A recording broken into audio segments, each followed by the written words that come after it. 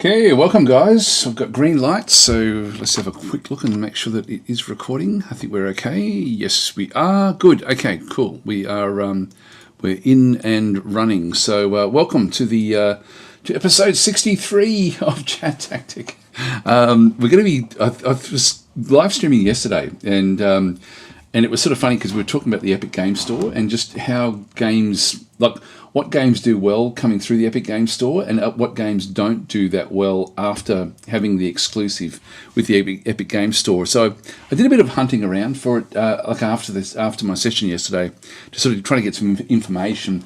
It's scratchy information. I've got to say that right up front, but we'll have a look at that. So if you've got any opinions on that, please sort of say something in the chat. Like good or bad, really am interested in actually sort of seeing where people's heads are with that, just to sort of gauge an opinion. I don't find very many people that are positive about the Epic Game Store.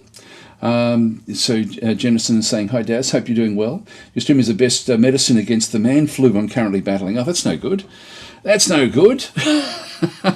Nothing worse. It's funny, like I used to get like the flu and stuff a lot, but I do find that, I don't know, because I go for a swim every day, it seems to sort of just get rid of it really fast, and I don't know why. Like there's other friends of mine that go swimming as well, and it doesn't, but for me it sort of seems to, it might be the salt air or something, I don't know.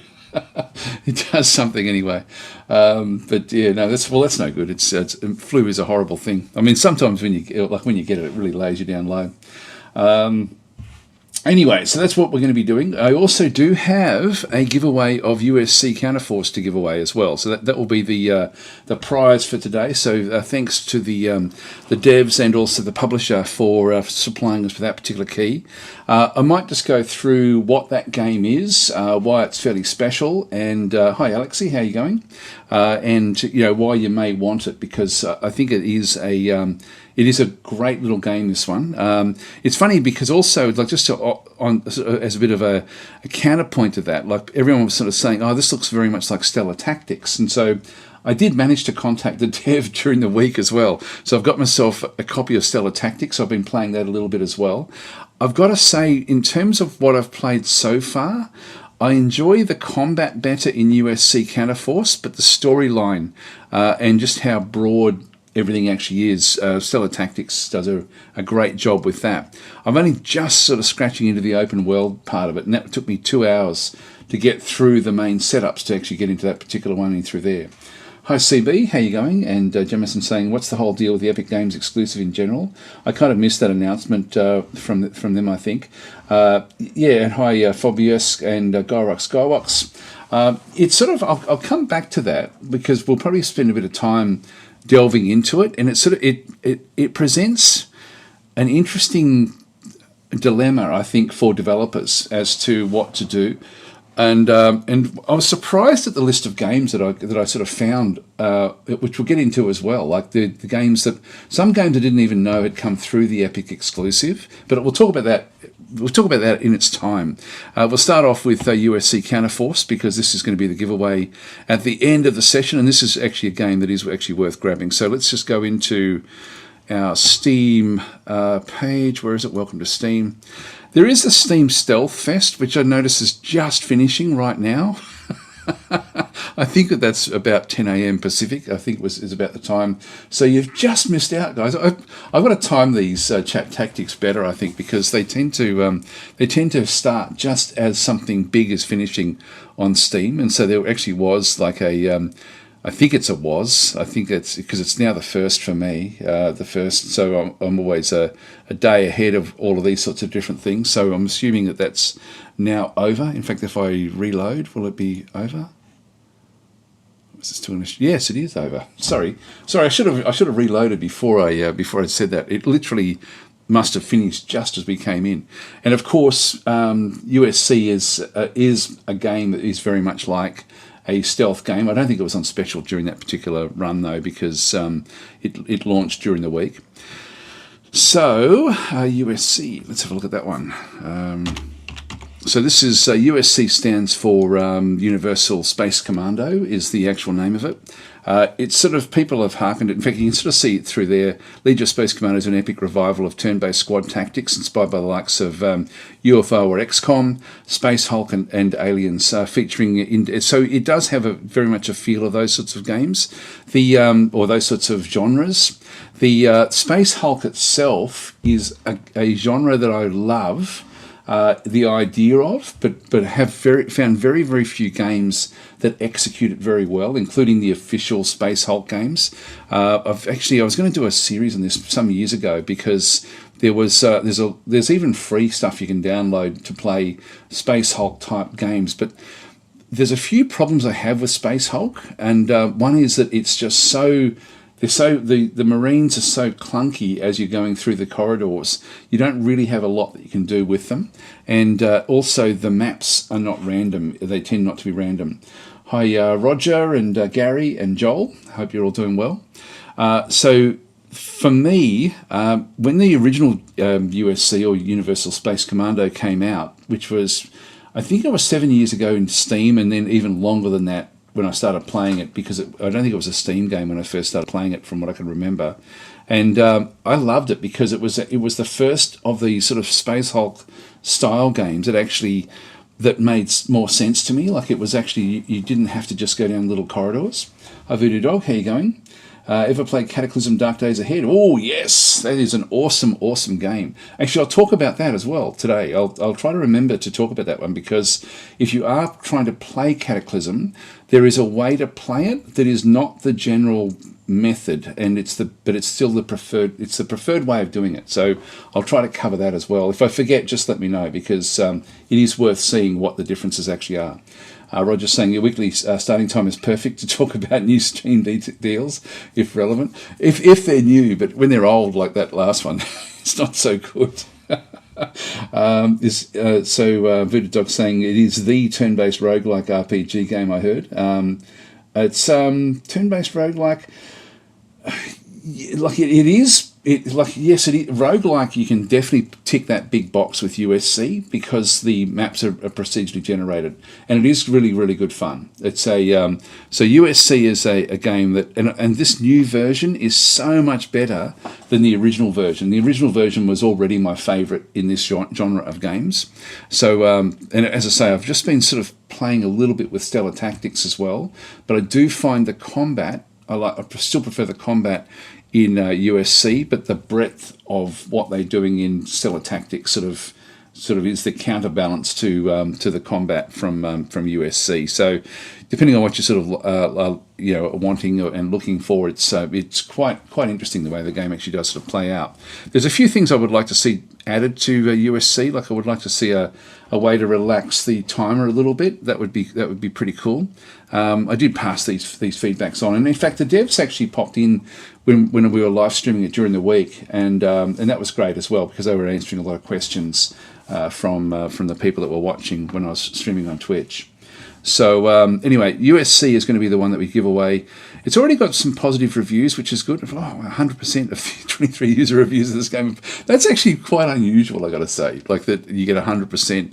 But it really is an exceptional game. And this one in particular, if we go back to the original, there's still stuff missing. It's early access at this point in time. So there's still some things that are going to be coming. And I might just quickly cover those as well. I don't know if it'll show us actually if there's a roadmap link. Maybe not. 5 tips, early access. I don't know if it'll go through the bits and pieces that are coming. It's quite detailed, the way it sort of does work. Yeah, so the final version will include a full open-ended campaign mode with a non-linear storyline. So that will be interesting for when that one does come. There's operations, which are like mini campaigns, which are currently in the game. I'm guessing there'll be more of those. So you'll have access to 4 special operations and an endless list of randomly generated missions available in single mission mode, providing strong replayability.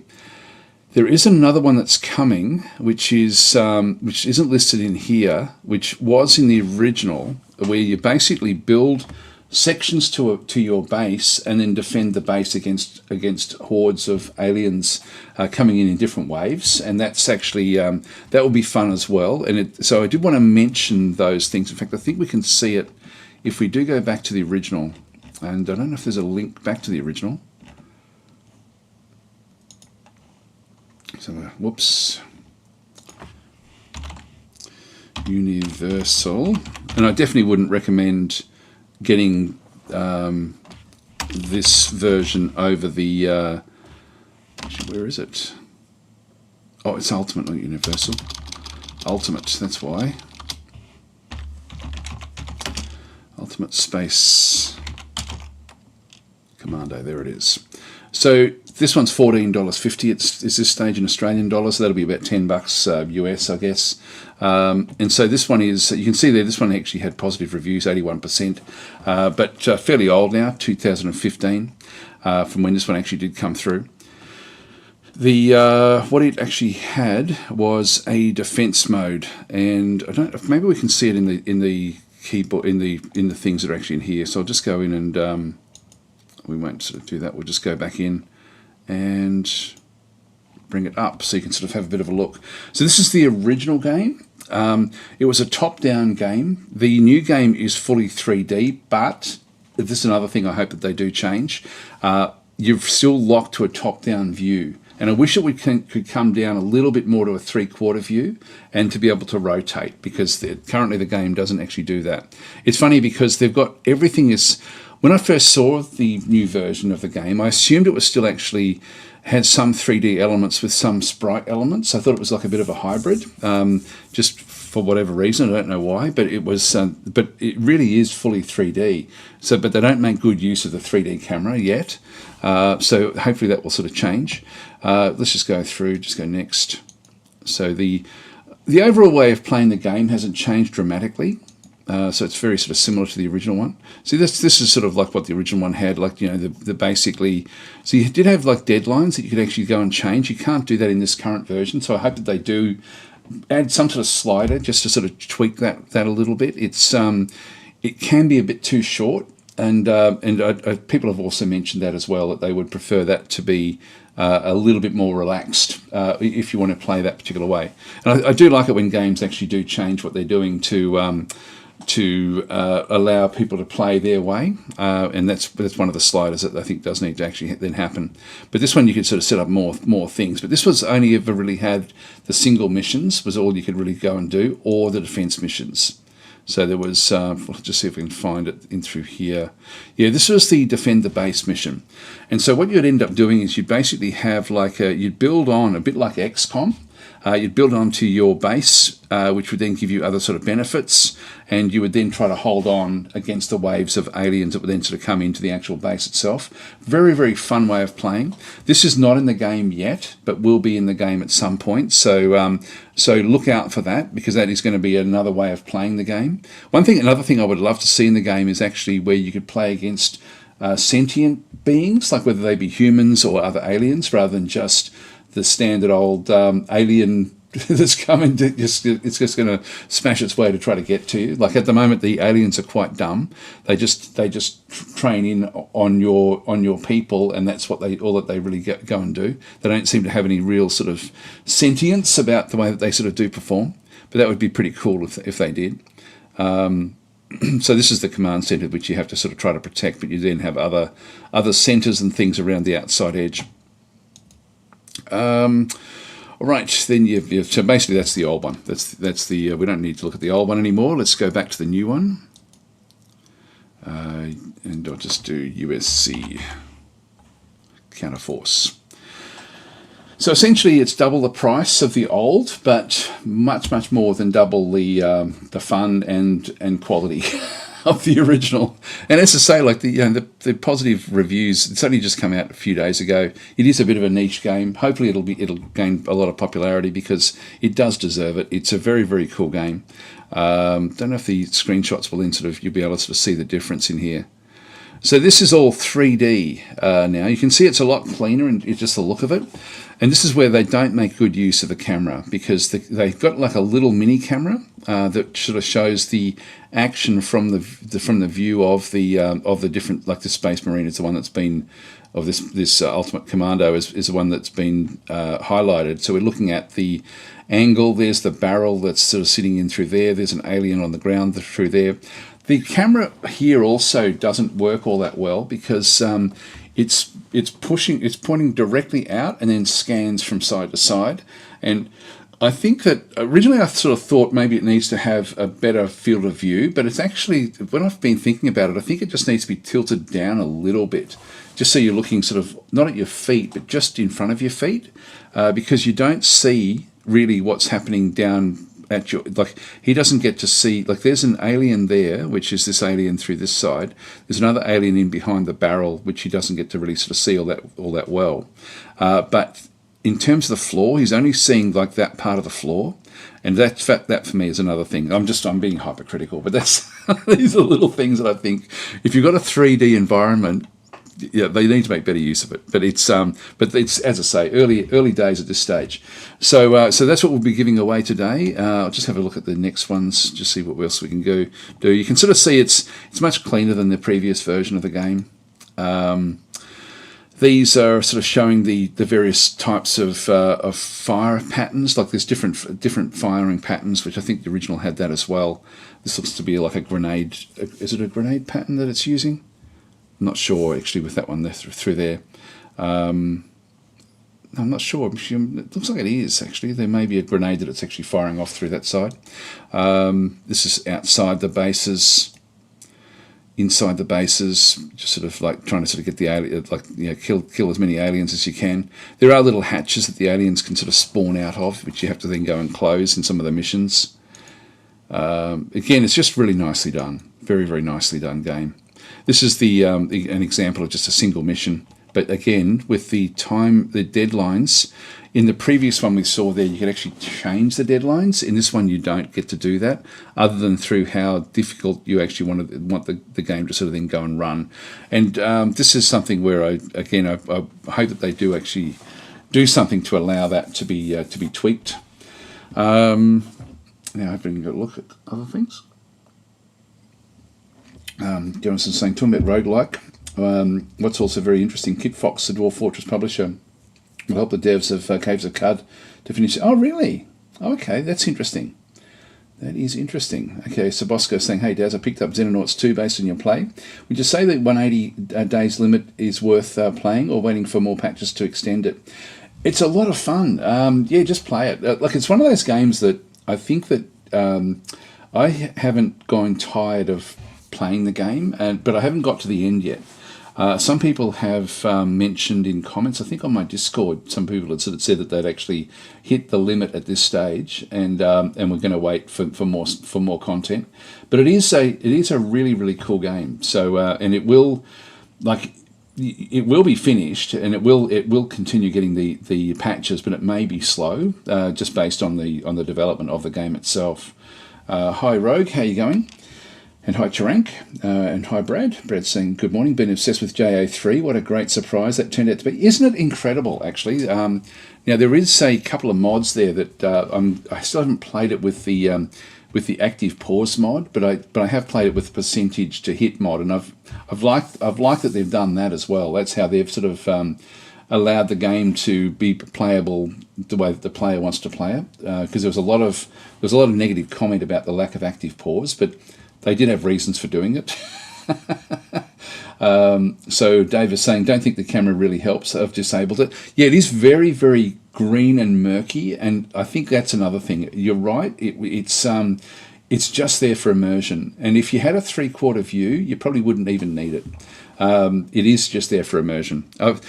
I haven't used it strategically or tactically at all. It hasn't helped me at all in the game. You're right. You probably do want to just turn it off at this stage. Also need more variation in alien types, says Dave. Yes, I agree with that as well. That's what I mean about, it would be cool if there were sentient aliens that would actually come through and actually, you know, be a bit more sort of thoughtful in how they set themselves up as you're coming through the base, so that they actually sort of a bit more protective of areas, or sort of use cover a bit more effectively. Things like that would be good, while they sort of use ranged attacks. That would be pretty cool. And I'm thinking that they could easily do people in that sort of sense, in terms of the actual assets, because they've already got they've essentially got the model for that. And I'm guessing that these sort of games, one of the biggest problems is getting the models, getting the 3D modeling for the different creatures. So, but it would be good. Anyway, that's USC. So that'll be the giveaway for later on, when we get to the end of the session. Let's talk a little bit. Whoops, I'll just turn that off. Let's talk a little bit about the Cataclysm Dark Days Ahead. If you are going to play it, it's been a long time since I've actually played it, but when you first look it up, actually, where have I got it? It'd be under miscellaneous, I think. Just got to look for it. I'm going to miss it here.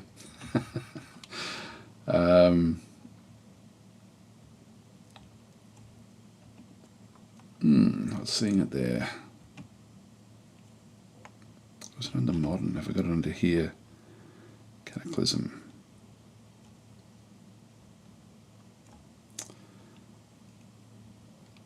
Nope, I'm not seeing it there. Medieval, it won't be that one. It won't be Space or Future, I don't think. I would have put it down into there. God, where have I put it? It's normally under miscellaneous. Oh, there it is, CDDA Game Launcher. This is the, there it is there. So that's the Cataclysm Dark Days Ahead.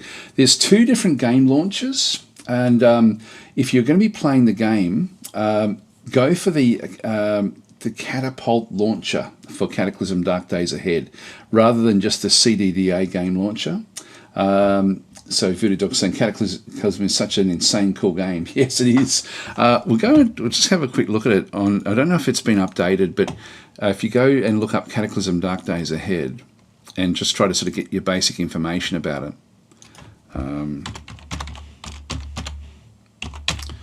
Cataclysm Dark Days Ahead in through there. You rather than just getting the base game, like a bit like the old Dwarf Fortress, like the new Steam version, sort of, you don't need to do anything tricky with that one through there. But the Cataclysm Dark Days Ahead does actually have, if you have a look at the releases, it's got the GitHub repository, the forums, the game launcher. Now, I don't know if it used to always go back and show the old one. And which one is it? It's a CDDA game launcher. So I'm pretty sure, actually, this one here does actually have a recent release to it. It's okay. That's actually more recent than what I've sort of seen. There was and I don't know if this is the version. So with so Cataclysm Dark Days Ahead launcher with additional features. This is the one. So this is forked from the project made by Remroy. The Remroy launcher is the one that I'm showing in here. And this one doesn't cater. This one stopped development a few years ago. It still was taking the experimental builds of part of the game, but not all of the game. So if you've got the old Remroy launcher, ditch it. And I didn't realise that they've now got a new one that they're sort of showing off in through here. So this one is actually forked by that one, and then somebody else looks like they're actually now catering for it. I mean, I'm guessing a lot of these things will be the old Remroy stuff. Implemented features, launching the game, detecting the game version and build numbers, retrieving the available updates, build. It's got the sound pack manager, save backups and automatic backups. I don't know if it's sort of talking about the stable version. The old stable version in the old one, it couldn't access the new stable versions, whereas the Catapult launcher, which if I have a look at that one, I don't know if it's now worth going back to this one that they're just highlighting. If we have a look at Catapult.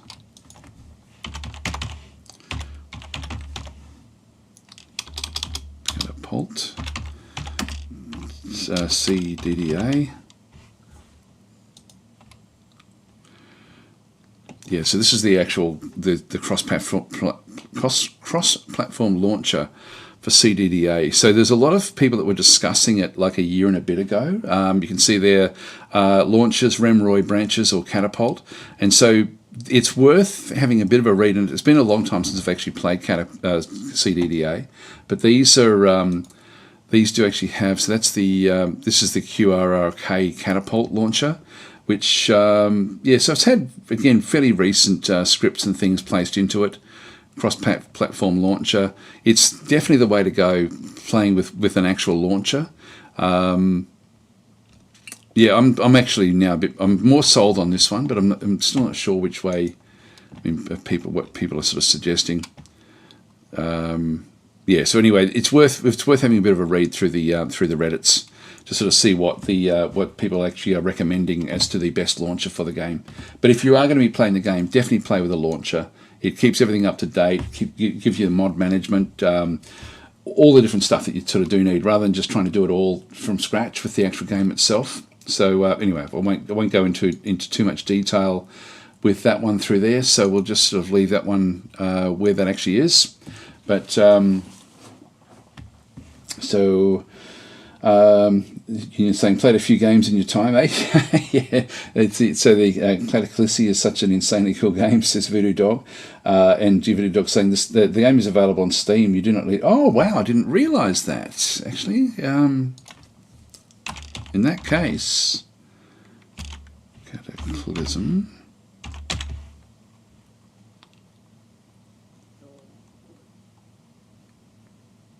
I've spelled it correctly, haven't I?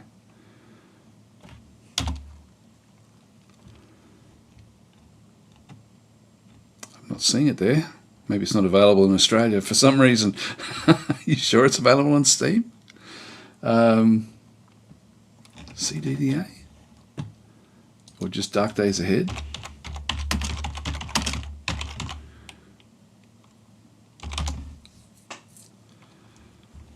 I'm not seeing it there.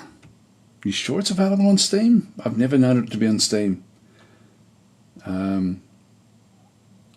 So if what's it called on Steam? Like I don't have it.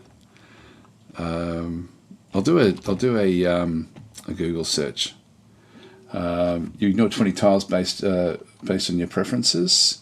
Oh, hang on, where was that? I did this last time as well. Okay, we'll try that again.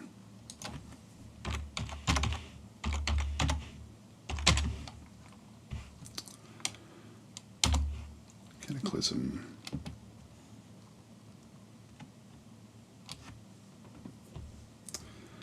Shouldn't be anything hidden. Oh, hang on. Here we go. Edit your preferences. So this was what happened last time, wasn't it? So tick these boxes. So we want to just go and not have any problems with any of that stuff. Yep, so that should be okay. All right, so that should give us what we there. I don't know. It does that a lot actually. I thought we would reset this one. Try it again. Hang on, now we've got even more. What? View unfiltered search results. We'll just do it that way. It's that one there. There it is. Cataclysm Dark Days Ahead. Okay. View the page. Okay, I didn't even realise this had actually come. Yeah, well, I don't know whether people actually prefer to play it this way or through the or with a loader. Is it free to play? No, it is actually. You do have to buy it. Okay, I didn't realise that actually. I'll have to have a look at this. I had no idea. I've only ever played the free version of the game, so I'm guessing that they've actually that they've looked at what Dwarf Fortress did and thought, okay, well we better do the same thing. But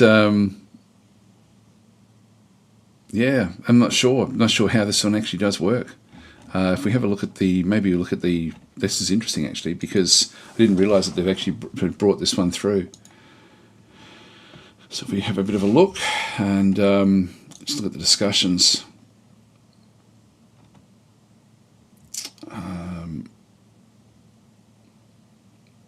Okay, It's not going to really go through experimental. I don't know, actually. I don't know how this is. I thought we'd sort of see other discussions about the. What does it cost money on Steam? I downloaded it from the GitHub, such a confusing site. And it's free there and completely current and legal. What does it cost money here? Well, I'm guessing it's to support the developer. But some good Samaritan decided to share where team should reap at least something from their efforts. Yeah, it's funny because I didn't even know it was here on Steam at all. This is the first I've actually seen it, so that's not a good reason.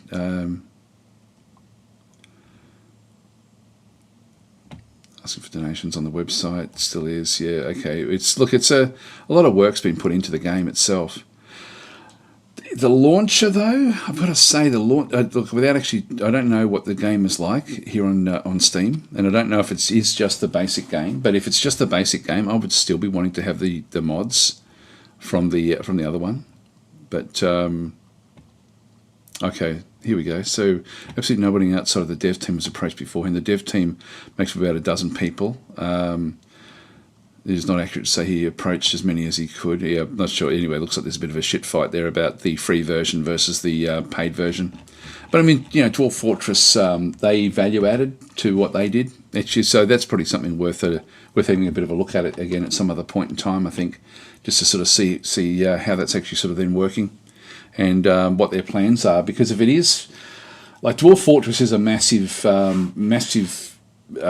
add-on to what was actually done in the free version of the game. Like the Steam version really is very, very different in terms of what they actually provided. And I don't know if Cataclysm Dark Days Ahead, if you're not using one of the free launches for it, may not actually be as good as those launches. Anyway, let's not worry about it. Let's continue on. Just go back to the Steam, the main Steam page. Right, so we'll read a few more comments. What do we get up to? So yeah, I don't know actually. I can't answer that question. So Sean McVeigh is saying greetings. So hi back, and Mike is saying ever since the announcement, Read Dominions 5 I've been playing 4. You mean Dominion 6? You've been playing 4 or 5 using Let's Plays and tutorials as company and help. I will be covering more as that development sort of heads towards fruition, towards the end of the year. So I will actually be probably live streaming and then putting some videos up, I think, about Dominions again. Casnar's saying, been wishlisted since March, or at least on Steam. Okay, there we go. Yep, and Voodoo Dog's just saying, so I just had it with the filtering. I've got to turn those filters off. I'm not sure why they're always on. It may be because I'm doing it through a browser and not just through my Steam. Like I can blow it up on the screen a little bit, so at least it looks a bit more full rather than just going straight to my Steam page, my actual Steam page. So Gary Oakston saying, will you try the new Shadow Empire patch? It's quite experimental. Let's have a look at that as well. We'll have just go back off, and we'll just go over to the Matrix forums. I don't know if it's a good sign or a bad sign when the very first link that you have in your auto links is the Matrix forums. But I haven't seen the new patch. I looked at it just the other day, so it must have only just come in. So go to Shadow Empire and open beta. Yeah, there we go. So there's the version I, 1.21i, 28th of July. There we go. So a couple of days ago. Let's have a look and see what's actually been added to this one in through here. Okay, so it's saying that 1.21i is a patch that may not be super stable. In fact, what was before that? God, there's a lot of stuff. There's H. Yeah, H was the last one I played. So let's have a look. God, I won't go through everything, but we'll just have a bit of a look and see. Yep. So don't install it if you don't already want to beta test, please. And since I'm releasing it just before taking a week or a bit more off, I'm leaving a 1.21h link as well. Steam will not get this link. Okay, so I won't test it until Steam has it. I'm using the Steam version of the game now. Download the older patch if you need it. Just copy the contents. Yep. So all this sort of stuff. So fixes and fine tuning, so fixed glitches. Let's not worry about those so much. Combat and models, added vehicle sheer size hit points. Give a nudge to... Oh, okay, so that's added vehicle sheer size hit points, not hit points versus infantry. Not sure how that would work. Positive modifier from size 6 onwards to give a nudge to the medium and heavy tanks and others, up to plus 50% for size 10 and higher. Don't understand how that one actually does work. So not hit points versus infantry. Yeah, I've got no idea what that means. With new model creation trucks, and to a lesser extent APC, we'll get some simulated weight in their engine power calculation, so that their eventual cargo is taken into account, as well as making playing around with engine sizes making more sense gameplay wise. It's something I did a report on that one, because it didn't make any sense. You go with the smallest truck and you still had exactly the same benefit. Population, so that's interesting. That's been changed. Okay, so workers and free folk now suffer casualties due to structural damage in their hex. It is maximum 5% if full structural damage. Okay, that's interesting. All right, so unit gets extra hide points after 100mm participation. Don't know what that is either. I'm not really understanding a lot of what's been written in here. The extra hit points coming from the anti-tank guns protective sloping armoured plate, which is bigger and more sturdy with bigger guns, has been overdone. Okay, and it's now calculated based on the caliber, a millimetre value of the gun for hit points, and half that for hit points versus infantry. Okay, so just more tweaks. The anti-tank guns are now artillery movement. It makes little sense they were foot movement, as they always have to be pulled along rather slowly, even allowing artillery movement for anti-tank. Yeah, so that's new, I think, the artillery movement. That makes sense. So that's where you can actually then attach them to trucks and sort of move them around with trucks. I'm keeping anti-tank guns as rear areas, but they can now be attacked or counter-attacked if they have been fired in the current combat round. That makes sense as well. Subformations can now attack rear area attackers, but there are chances that it's not possible. So the game used to sort of play in two lines, essentially, where it was trying to work out the combat, like a rear area and a front area, and the other team had to get a breakthrough to be able to then get to the rear equipment. And so they've put it in the rear, but if it does fire, it then does then get fired upon with counterattacks.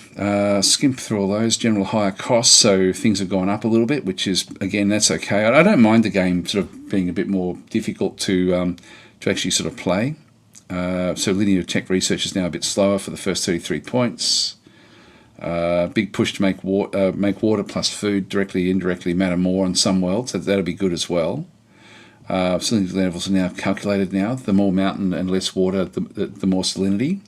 That's interesting as well. So life forms will reduce salinity by absorbing it to build skeletons and shell-like structures. Oceans and closed lakes. So that, again, he thinks of just everything, doesn't he? Like, tries to sort of make it all sort of work. I won't read through all of this, but there's a lot there, actually, a lot of changes. It does look interesting. I can't wait for it to come to Steam. That'd be good. Okay, so hi Sithel, how you going? Gary saying I'm in beta patches only from the Matrix version. Yeah, it's quite often what he's been doing lately is he's actually he's been releasing the Steam version and the Matrix version at the same time. But I have only really got I've got both versions on my computer, but I'm really only using the Steam version to sort of play in recent times. I don't even know how old my Steam version is still. Here, there it is there. That's the Matrix version. What version is this? Saying 1.09 there, if I just play it for a second. To see if it's within QE, or whether I really do need to completely reinstall it. Yeah, that's a long way off. It's the current version is 1.21i, and so this hasn't been updated for a long period of time. So I won't even worry about that one through there. All right, well, let's start talking about epic game stores and sort of how they sort of do work. Actually, Gary's saying rainfall gives hide points, ammo factories, hazard level can increase infantry deaths in fights, lots of stuff. Okay, I will have to try it. I'll wait for it to come to Steam and then give that a bit of a run as well. The trouble with Shadow Empire is it takes you a long time to establish a game before you really get to see a lot of the changes. But I do look forward to seeing that one. Okay, so anyway, Epic Game Store. What is it? What does it do? I do actually have it on the game on my computer, because quite often games do. There's my Epic Games launcher in through there at the moment. I try not to have it turned on. It's I actually do have it turned on at the moment as well. So I've actually got it there. I generally, if I notice it, I personally will close it because I don't actually like it. It seems to it does take. I often will completely uninstall the games that come through the Epic as well, but just simply because it seems to sort of just chug along. I might just exit out of it now and just get rid of it, because it does try to update the games that I use through the Epic Game Store. So personally, and I want to just put this one out there, I don't like the Epic Game Store exclusive deals. This is my own sort of stance on things, and I don't like it when other things do it as well. Bit of dog saying Epic sucks, no power to Epic. But I would like if people, it's funny because I'll show you some of the stuff that I found just yesterday when after my live stream. I went and had a bit of a look around. I found this as well. Now let's just put this out there. This is from a Reddit area called F Epic, basically. So it's a Reddit subreddit of F Epic, and so there's going to be negative things that are shown about Epic. So, but when I was searching for things, most of the stuff came from this site. So, and it actually had some pretty good information. And this was something where somebody had actually put up a poll where they had 21,000 votes came in. So it's a fairly substantial poll. So if you play games on PC, which storefront launcher are you using the most? Now, it's not which ones are you using exclusively. It's just what you're using the most. And I found this one really, really quite interesting. Steam, of course, you expect that to sort of be way out there. Now, it doesn't mean that Epic has only got 2% of the market. I think that based on what I've seen from Epic's numbers, they've actually, in terms of users, they're actually not comparable to Steam, but they're up there. They have a lot of users that do actually use the Epic Game Store. But I think they're more users like me, from what I can gather, where you use it reluctantly. So Castanara is saying, I don't think anyone likes the Epic exclusives except for the execs at Epic. Well, even that, I think that they're going to be changing that one. And actually, this is the sort of stuff that, Voodoo Dog's saying, they destroyed Rocket League. These are sorts of games, I think, if we can somehow get information about what happened with that, because Rocket League was exclusively Epic for a year, I think. But then, did it do any well? Did it? I've never played it, but did it do good when it came across to Steam? And I just don't know. But I found this really interesting because I'm thinking, okay, Steam I like. I know that some people don't like the monopoly that Steam actually has, and which is that there were other competitors to it. But when you look at the list of competitors to Steam, it's funny because you think Steam is sort of thought of a bit like, I'll put up with it, but it's it's sort of like the Google search engine, it's the biggest, it's the best, it's so I'll keep on using it. You may be thinking DuckDuckGo or whatever, as a competitor. I do actually have DuckDuckGo installed, but I never ever use it because even though I like the idea of DuckDuckGo as a search engine, I don't use it because I just use Google, because Google is just, it's got everything that I need on it. And I think Steam is sort of in that sort of category where people don't really like Valve, but they will put up with it because it's the established monopoly. Epic Game Store comes in with only 2% of people actually using that the most, which so this is using it the most, not using it, well, I guess it still means it's only got a very, very small percentage. But when we look at the others, the Microsoft Store, now they've sort of pushed things a certain way where there's certain apps that you end up getting from the Microsoft Store. I don't personally ever use it unless I need to. And then GOG, GOG is running at the same level as the Epic Game Store. But people look at GOG as like the I don't know. It's like the savior. It's everyone's. I've never heard a bad thing said against GOG, and their model, I think, is like when you compare the difference between Epic and GOG. GOG value adds to the games that they actually have, and so they've actually, they make sure that they find launches for old games, and they sort of they curate what they actually have to sort of do a good job of that. But it's funny to sort of see that, it's just such a small, share of the market that GOG actually has. I've sort of was this one. I've got to say, this did surprise me when I saw this because I never really think of GOG in the same term as Epic versus Steam. Like, it really is. In my opinion, the Microsoft Store is more for apps, I think. So I don't think that one really sort of applies. But when you really do think about it, it's really Steam versus Epic versus GOG. And even though people don't like the monopoly that Steam has, GOG isn't all that well supported either. Gary's been saying GOG Galaxy, I think, got some criticism. I don't know about GOG Galaxy. And so Sithel's saying Microsoft Store is the one I dislike. But I think that, again, I don't know if Microsoft has got exclusives on theirs other than apps. I've only ever used the Microsoft Store for loading in apps. That's pretty much all that I've actually used it there for. And so Phobius is saying, so I really hate that we need to split our gaming libraries between so many platforms. Yeah, that's what I don't like, I guess, in terms of just the usability of it. Also, I do find that the Epic Game Store does seem to take over my computer when it is actually downloading stuff, so I don't like having it running. So I do tend to turn it off. Castner's saying competitors would be good if they had storefront community achievements, trading cards, chat, etc. That's another funny sort of thing as well. Like, it's funny that the Steam forum has become the main place that people go to now for information about games, rather than the actual company forums, which I think that's a big change as well, that has actually come over in the recent years. Like, people are using the game I always think about, as in who probably didn't do it all that well, is Dominions. The Dominions went through a whole range of different forum sites, none of them their own, and like I actually now am confused as to what the best place is to go and get information about Dominions. I now think it's so split up because they didn't actually have their own forum. I know that they were on the Matrix forum for some time. Where else were they on? They were on a few different forums that weren't really their own forum. There was another group that actually had it there for a little while as well. I think Matrix had it for version 2.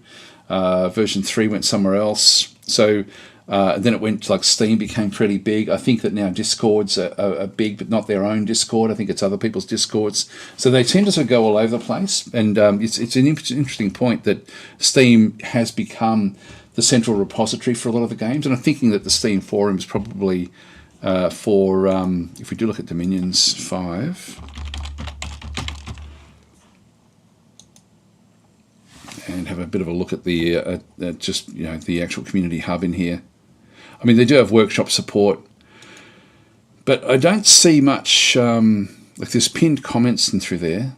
Yeah, but look at this. There's hardly anyone actually using this. Which is sort of, you look back at it, like it's going back days, it's not a very active forum, for such an incredible game. So I don't know where people are going for that sort of information, to be honest. So anyway, that's a bit of a sort of side light there.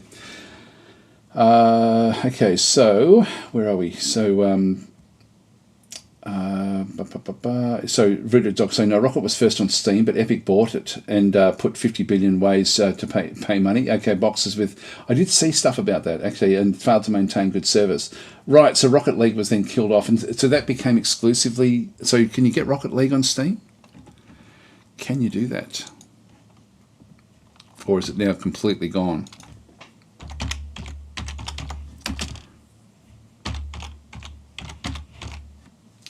Yeah, completely gone. Okay. So that's... God,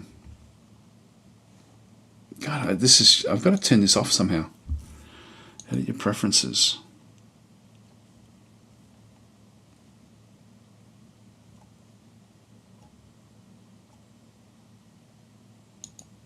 might just turn them all on, I guess. Okay, it must be these things. I must have gone the other way. Okay, if we just go back out again. There we go. Okay, that's better. Yeah, so they don't have a Rocket League then anymore on Steam. Okay, so that's just gone completely. And yeah, I don't like things being closed off. You know, where the exclusives do sort of kick in. Personally, where did we get up to? So Jemison saying, I think that the thing about GOG that they do is not force you to install their app, but rather provide you with an installer. Yeah, which is good. And so one can simply play it without being in their client application. Purpose is saying GOG actually brings games without DRM, but I've insane technical problems with their clients. Somehow they auto-update always crashes my GOG client. Okay, there we go. So GOG has a niche. They focus on old games. I think Epic gets a bad reputation. They're just trying to eat into the marketplace that is dominated by Steam. More competition breeds better production for you, better produce or prod for views. I'm not sure which prod you mean. So instead of saying Microsoft have had their exclusives there in the past, have they stopped that now? Because that's one of the things I think that Epic has to try to. I think Epic's going to stop doing exclusives at some point, from what I read, but I'm not exactly sure. Okay, there we go. So Marek is saying, so my primary app for games is GOG. There we go. You're one of the 2%. But no, it's funny because people actually do talk about GOG in a very almost like a Linux sort of way. You know, like where if you're into Linux, you know, it's a badge of honor. And I think GOG is in the same sort of category as that. So GOG Galaxy is great that you do not need it at all. I don't even know what GOG Galaxy actually is. So Mormon Gillard saying I'm all for GOG, but the Steam client offers so much more value and ease of use. Yeah, that's why I like it. It's just simple. You know, like for me. Roger is then saying GOG and Steam both take 30% commissions for every game sale. Epic takes 12%. That was their USP, just besides the exclusives. Yeah, they gave more back to the developers, so it was more attractive for developers, and giving them the exclusives, they end up with a lot of money that the developers could then sort of use to put into their development. Yeah, who uses forums anymore? Discord for everyone. To Sithel. I do sometimes miss the old forums. I actually don't like Discord for the stuff that forums do. I like to be able to go and find a thread and then and look at historical information. Whereas I find that Discord is great for current discussions, but not great for I don't like bug reporting on Discord, for example, which is just one of those little things where I always feel it's going to get lost rather than actually actioned. Whereas in a forum, you can always go back and re-reference it and add to a discussion. Whereas it doesn't seem to sort of work that well with Discord, I find anyway.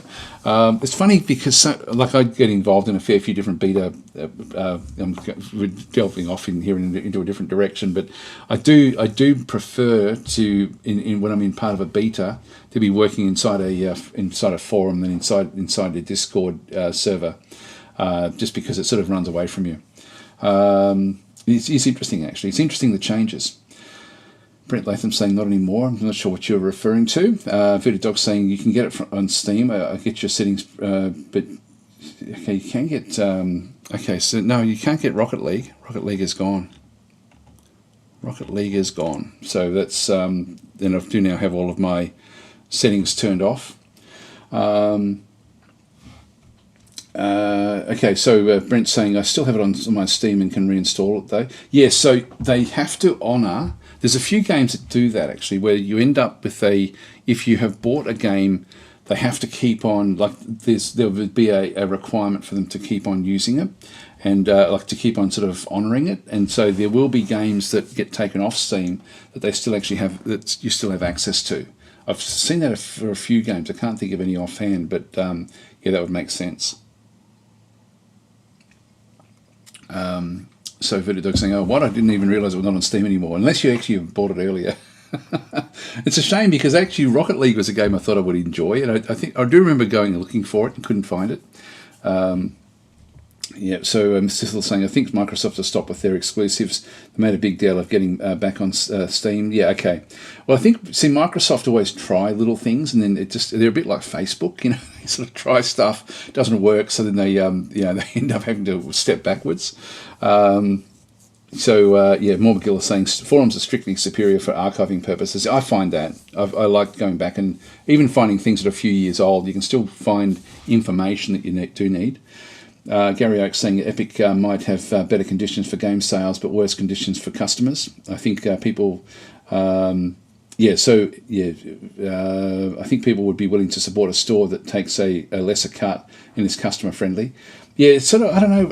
Epic really does. People just don't like it, from what I can gather.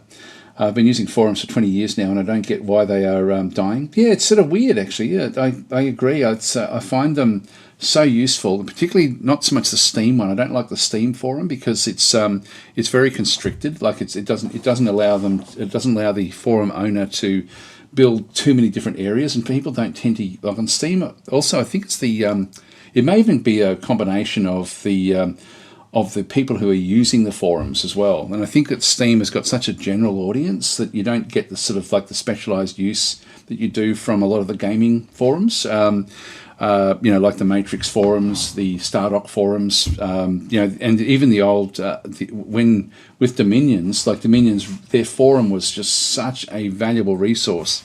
And, it's just funny that they never actually built that themselves. I am surprised at that, actually. I thought that Dominions would have actually had their own forum there because that, I think, was one of the greatest resources was the forums that they actually had for the earlier Dominions games.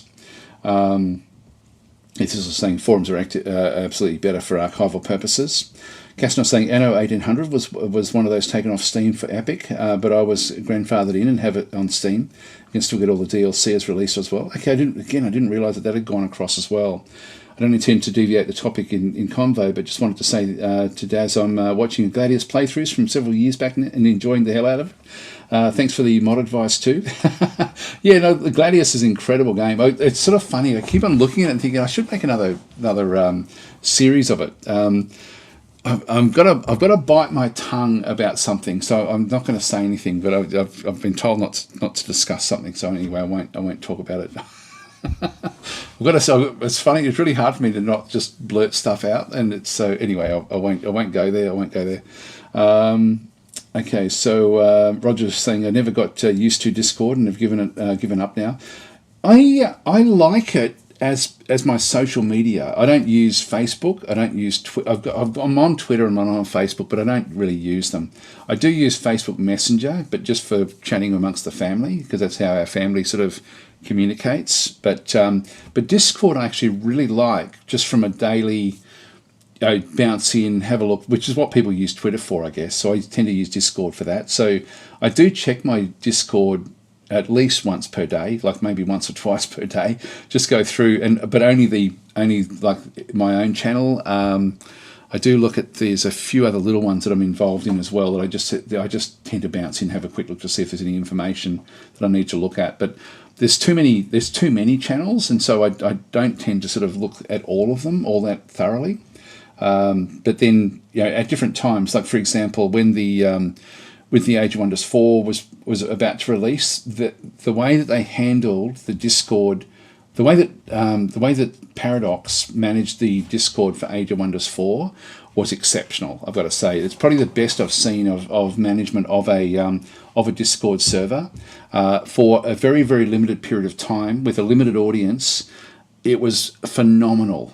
Like it was textbook stuff, and it really was amazing. I'm gushing over what they did because it ended up becoming a place where, like, I was spending multiple times a day going into that particular Discord because the information was just so valuable. Like as you were recording information for it, and they just did such a good job of curating and managing it. They had areas that you couldn't actually get like you could read but not write to, which was good. So you had basic information there available to you, and then you had areas where you could actually sort of give direct support back to the development team. And the development team were also very active on that particular little forum. It was only just for the people who were making video content, and it was good. Like the way that they did it was just incredible. So that was actually something where I was concerned that it was like if you gave feedback, it would get lost, because that's what I tend to find on a lot of other Discords. It's not really, people don't really, they're not in the habit of reading it, so they don't tend to look at it if it's for bug reporting. So I always get worried about that one. But in that case, that did very, very well. Another game that used Discord more than forums was the development of Master of Magic. That was actually one, and that I couldn't get my head around that one. That was one that I sort of, even though they were actively looking at everything that did come in, there was so much that came in on that one because it was open to the public. I don't know how they kept up with it all, but they did. And but from my perspective, you lose track of the threads. So sort of that was one where I would have preferred a forum for that particular one. Okay, so where are we up to with this one? Where are we up to? Just having a quick read through. Yep, so this is saying I still use the forums from time to time, even if it sounded like I do not like that before when I mentioned Discord. No, look, Discord's certainly got its role, but I find it's just good for a little snippet of information, almost on a day, like stuff that doesn't matter if it gets forgotten about. I find if it's you know if it's daily information, it's great, and that's how I tend to use it. So More McGill is saying, I have not even tried the new DLC for Gladius. The shame, yes. Yeah, no, Gladius is a great game. Jamison saying, don't worry, Daz, NDAs are for the meek. It's not so much an NDA. I didn't sign anything, but I do actually have I've got an embargo that I'm not allowed to talk about. So Rogue is saying, I'm not a big fan of Discord because to me it's hard to keep up with the previous posts and what's current. Maybe I don't really know how to use it though. I'm the same, exactly the same. That's why I don't like it. Something will be said, and then the next day it can be way up in the threads, which you just don't sort of. Well, it doesn't have threads. It just has like a big long list, which doesn't really work for me. So Cecil's saying I used IRC and IRQ in the past, so Discord was pretty natural. Geez, that's old. I mean, but again, that was just chat. Like the C was chat, wasn't it, in both those instances? And Discord for me is just chat. It's not archival feedback.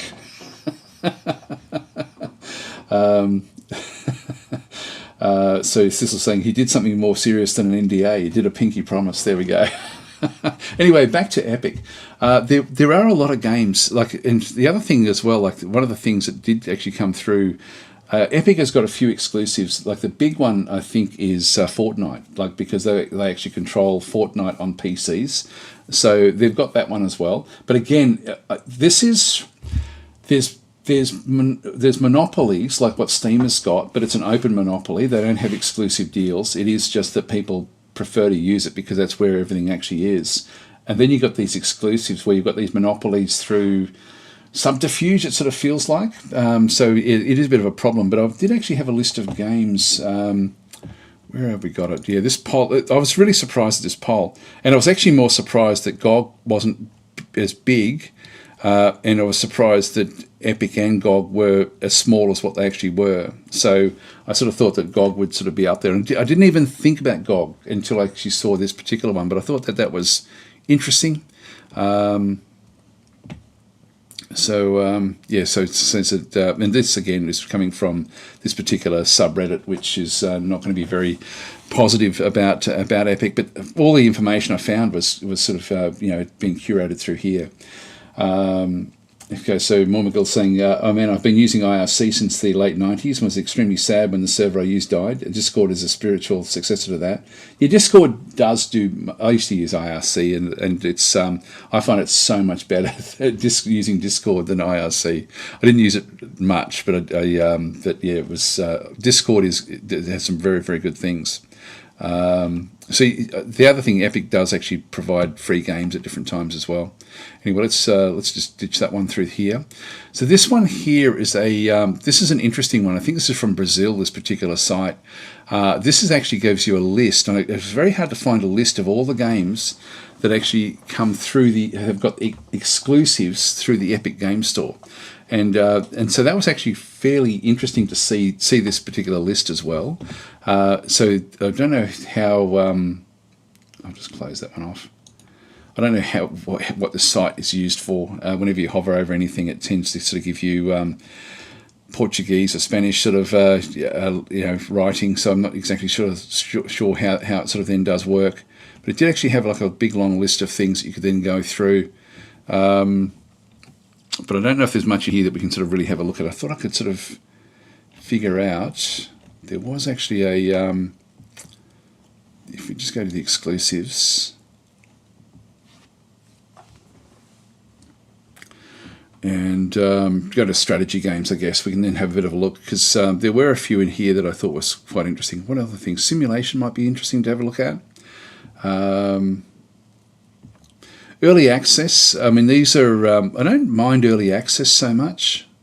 So, see, Against the Storm, I didn't know that Against the Storm had come through the through this process. And that's... when did that one come through? See, this one shows you there's 2,431 players are playing this game on Steam. That's a successful game that has come through this particular one. So release dates, Epic Games Store was October. Yeah, so then they released in October of 2021, and then on Steam in 2022. And I had no idea about Against the Storm being on Epic at all. I didn't know about it until it actually did come to Steam. So available on Steam 1 year and 13 days later. So that was I really like this site. They've done a really good job of sort of curating this sort of stuff. But this is an amazingly good game. And so they did have the exclusive period through there. This is sort of the same sort of graphs that we sort of look at through there. So, and I had no idea when I saw this that Against the Storm was actually part of this particular list. But if they were using this to do their early access, but they're still in early access, I think. If we go back to Steam and Against the Storm. Now, I don't know if Against the Storm is I mean, look at this, overwhelmingly positive. So you'd have to sort of say, okay, the Epic exclusive hasn't hurt this game even slightly.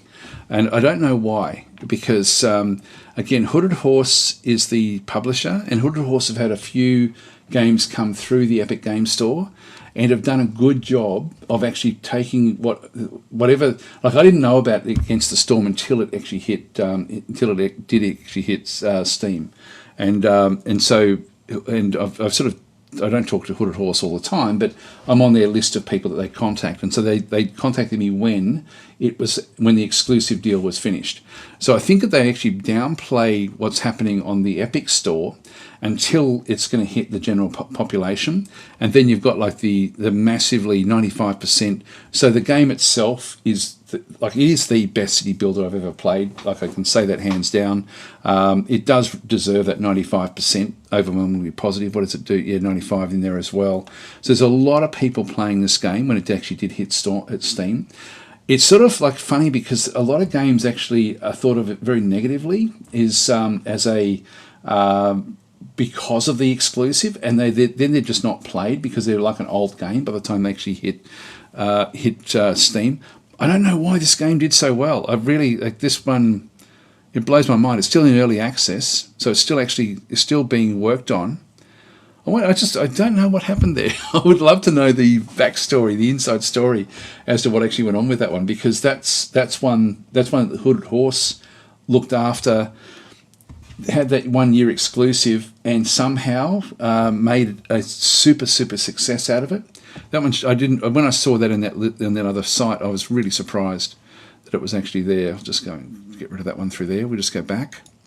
Grit, I don't know about. So Gal Civ 4, which has just come out to Steam now into early access. So I mean, if we click on that one through there. By the way, I've been streaming this a bit over like in recent times. So there's only a very small number of players. So this is one that is going to struggle a little bit on Steam unless something actually does sort of happen. And so it's this is underrated. So they had after 1 year, 10 months, 17 days. Okay, so that's a long period of time actually. I thought it was only 1 year that they had, June till April. I'm not sure if that's accurate actually. I thought that from what I could see, it didn't actually go into the Epic Games Store until April of 2022, but I may be wrong about that. because it's only just recently come out across to Steam.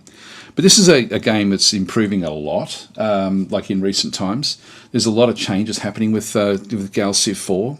But again, this is what I typically find with games, is that when they come out of the epic release, if there's been any song and dance with an epic release, it then seems to crush the games. So that's that one through there. If we have a look at, actually, I don't know the others in through that side. So if we just go back into strategy games, so we've got those two there again. Troy I was interested in as well, Total War Saga Troy. This one here was one that was a pretty good game, actually. But again, it's got a fairly small player number for a Total War game. And yeah, well, after 1 year and 20 days, so basically it came out in 2021. So it's an oldish game now. But again, not a lot of people are playing this game. It would be interesting to see how that Total War game, if we go and do a search for Total War, and just sort of see how it compares. Not so much to the Warhammers, but if we have a look at the some of the others, we've got the current players for Total War. So as we sort of come back through, so Troy is way down here, number 14 in the list at the moment. Sort of around Britannia. When did Britannia come out? Not sure if it'll sort of show us in there. We can't really sort of see it that easily. It's a 2018 game. Okay, so I've got Troy in 2021. I'll just see if we'll just do a bit of a hover. Warhammer's different. Total War 2004 is actually beating Troy. So this is a game that came through the Epic Game Store. Rome Remastered is 2021. So there's more than double the population of people, like the player population. Napoleon came out in 2010. That's actually got heaps more. Attila came out in 2015. And I've got to say, I did play Troy from the Epic Game Store, and I did enjoy it. I did actually like it quite a lot, and so I'm surprised at that, because it had some really good mechanics with it. That was the original Shogun. Oh, that's no Shogun 2. That's not. That's they should know what date that is. But again, a lot more people. You can see there playing these 2009. There's just so many more people currently playing the game. Forget the Warhammer ones; they're always going to be popular. Medieval 2, a definitive edition. So that one's there, 2006. Three Kingdoms, actually. That's interesting. This one came out in 2019.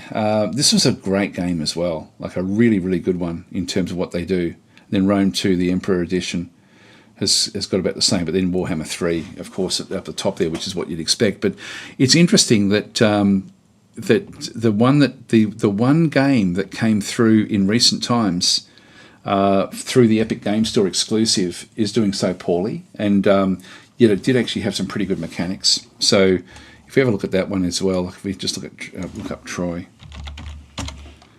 and do a bit of a deep dive, it is fairly expensive at $75. So it's mostly positive, 72%. That's sort of what you expect for a Total War game. So it's sort of there's nothing terrible about that one, I guess. It's got a fair few different DLCs. But that is one of the games that I did try out during the Epic exclusive. So that's in my Epic library. but yeah, this is what I tend to sort of find happens with games that come through Epic, is that they end up with these sorts of legacies of being really, really problematic.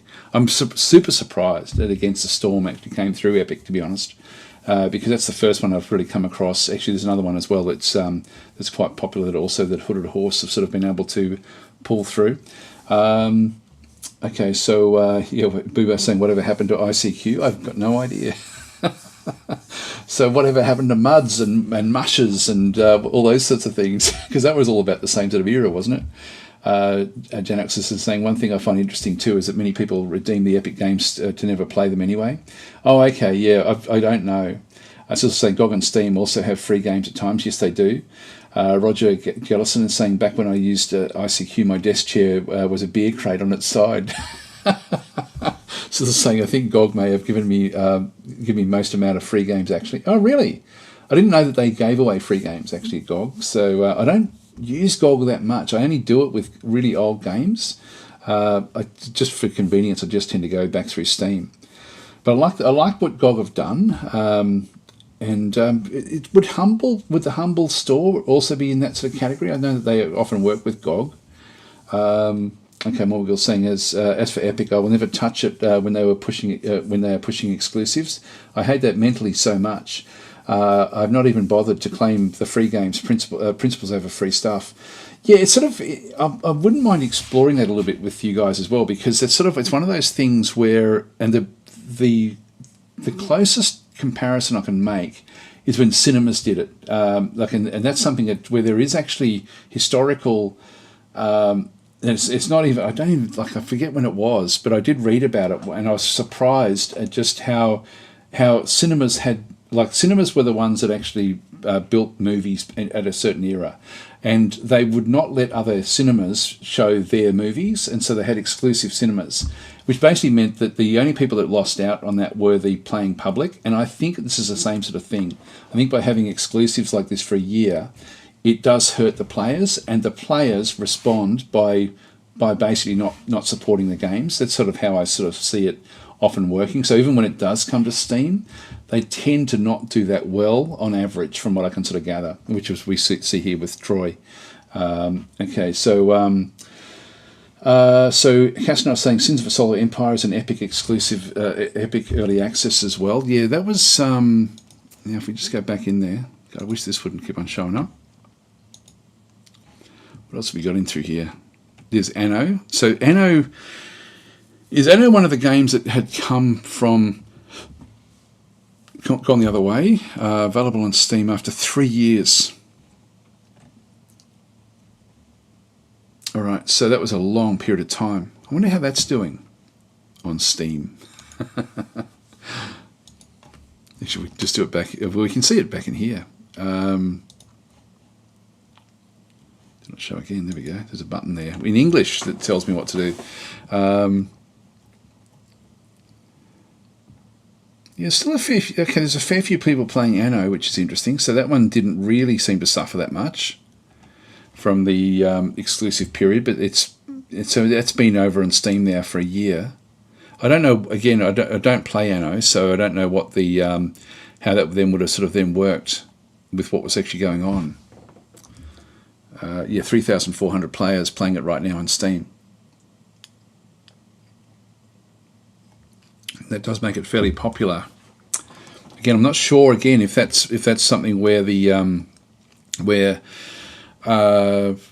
the game actually itself was sort of hidden. Actually, or Ubisoft. Well, Ubisoft is another one of these weird ones where they actually had their own store. Someone had mentioned that as well. It tends to be the companies who have had their own game stores that tend to go into these exclusive deals a lot. And Ubisoft definitely had their own game store, which they then, I don't know how long ago they stopped that, but they got a lot of flack as well. So there we go. So we've got Chinese Lettering is saying that Anno 1800 is great. It's one of a kind.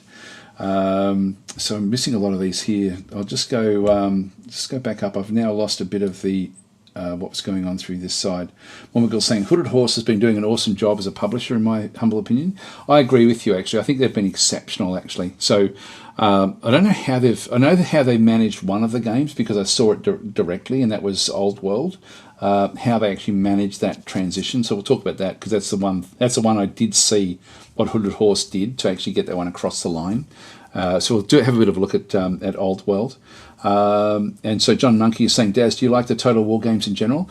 I do, to a degree. I love the original one, which was the original Shogun. I absolutely love that, because there was a rock, paper, scissors mechanic with the different units that you could play with, and that also then extended across to the terrain. So strategically and tactically, it was actually a really, really refined game.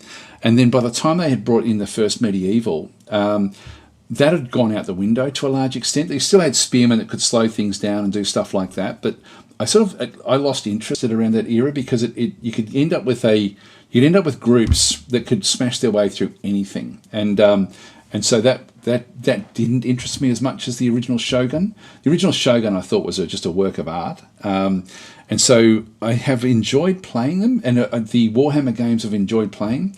I used to be on the inside for getting content with Creative Assembly, but then because I only tend to play games that I enjoy, when there were games that they brought out that I didn't enjoy, they revoked my privileges. So I no longer get any content, and I would love to be getting the Warhammer stuff because I would play that a lot if I had access to it, but I don't have access to it. So they've revoked my my inside running, I guess, of their games, and it was games like Troy and that sort of stuff. That was sort of when I was getting the keys to cover those games, and there was a few games that I didn't actually cover. I can't remember which ones they actually were, but in the end they basically sort of said, "Oh, look, if you're not going to be covering the games, we're not going to keep on keeping you on that list." So, and it was like, I don't like being told what to cover and what not to cover by developers. Like, it's sort of one of those things where. I think it's more important that my integrity sort of stay intact than just than be pressured into covering games that I may not be all that interested in. But I do like the Total War games in general. So if that answers that particular question. So Genox is saying Troy wasn't that horrible, but it had its flaws. So I barely played 2 campaigns. Yeah, for some reason I can't get into Total War games. I just don't have the patience for them. I did enjoy when I did play the original Warhammer. I did enjoy that one a lot, and I did enjoy the original Shogun a lot. And so those 2 games for me were the standouts. Roger is then saying Troy was free on Epic the first day of its release. I guess lots of people made an Epic account that day. Yeah, possibly.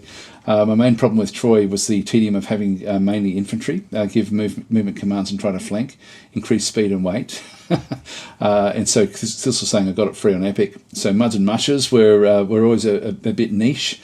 They were fun though back in the 1990s. So Sizzle saying Humble was a bit of a middleman and this closer to Steam.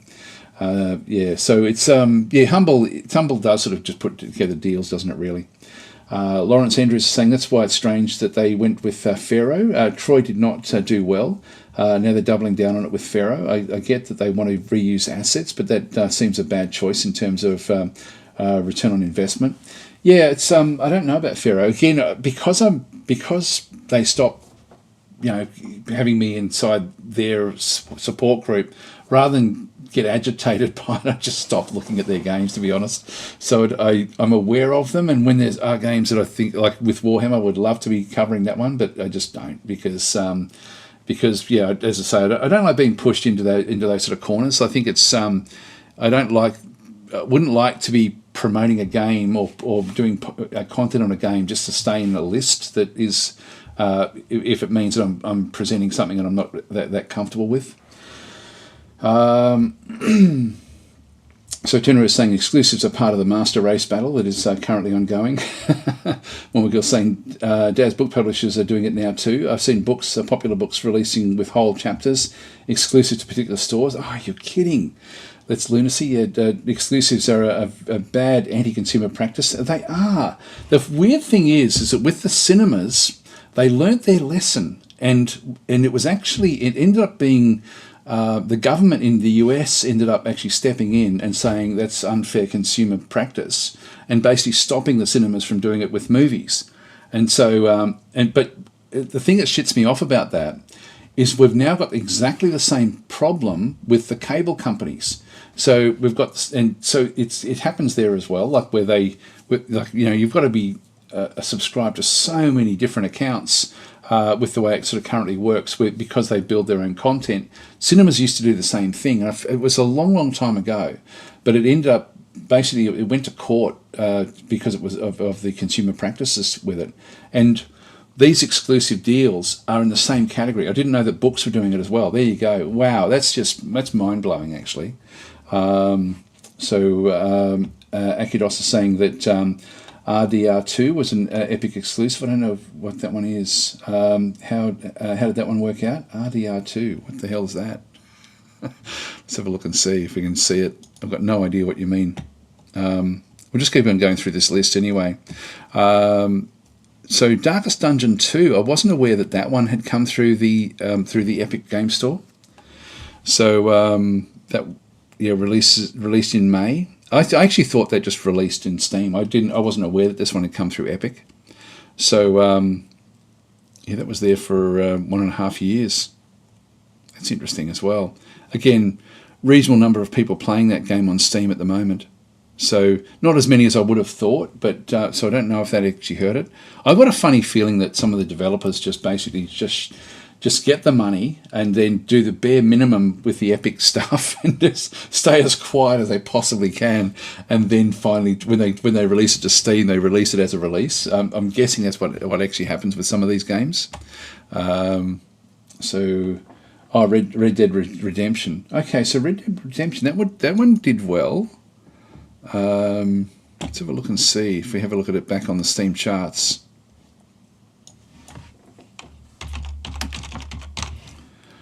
Red Dead Redemption, was it the first one or the second one? Because there's a lot of people playing I mean, these are different types of games again. These are so that one there released in 2019, but it's not really a strategy game. So it's sort of so it's different again for strategy games, I think. That was 20. Actually, that's Red Dead Online.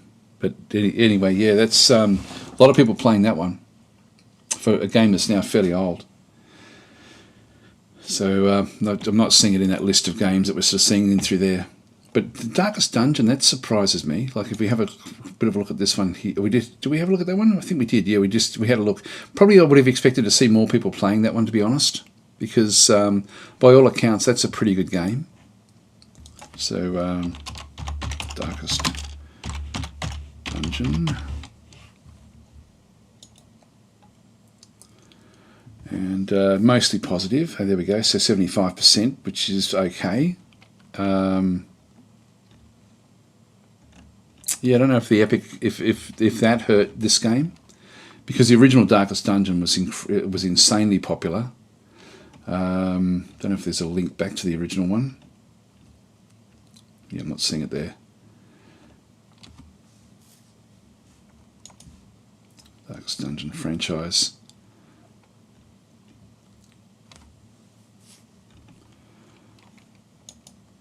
This is from 2016.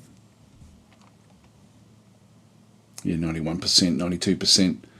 Heaps of people. Yeah, so that looks like that has been negatively impacted. I would argue that that's actually had a negative impact by going through Epic, I would guess. So where are we up to? Yep, so we did the Anno comments, and so Sithel's saying it also got some Anno before it was exclusive. I got Anno on Steam before it got yeah, okay. So it went from Steam to see that's just wrong. It's just wrong.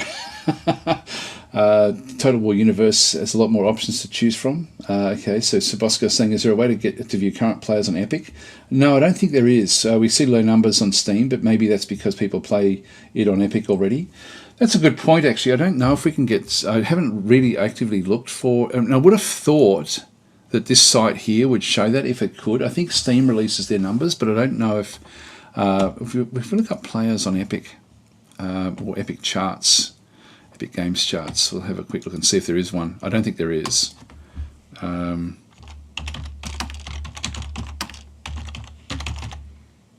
Player charts.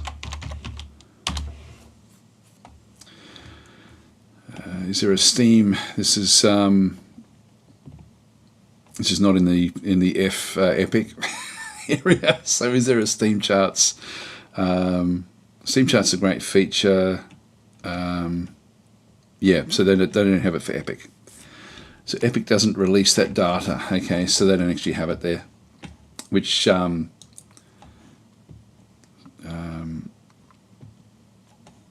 yeah, Steam chart, most played Epic games. SteamDB.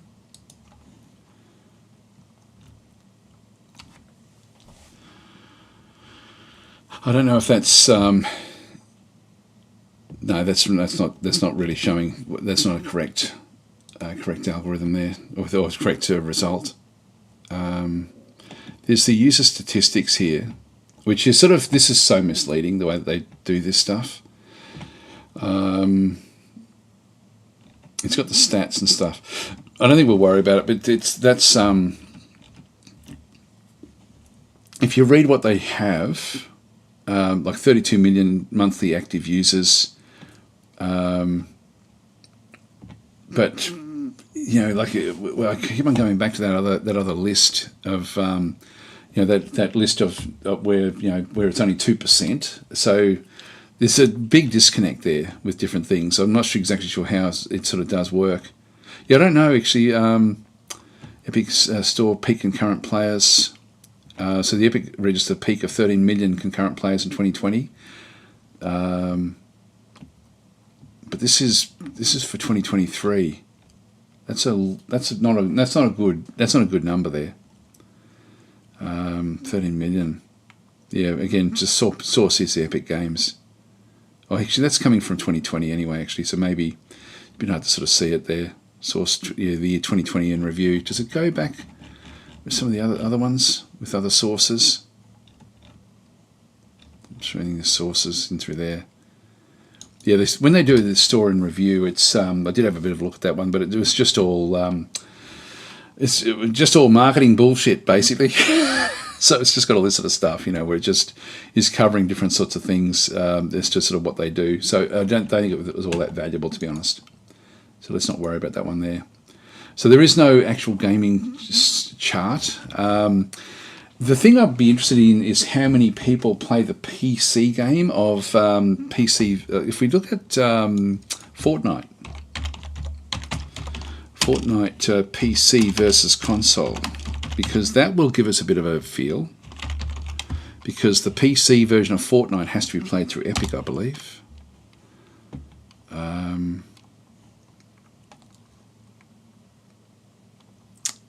Player numbers.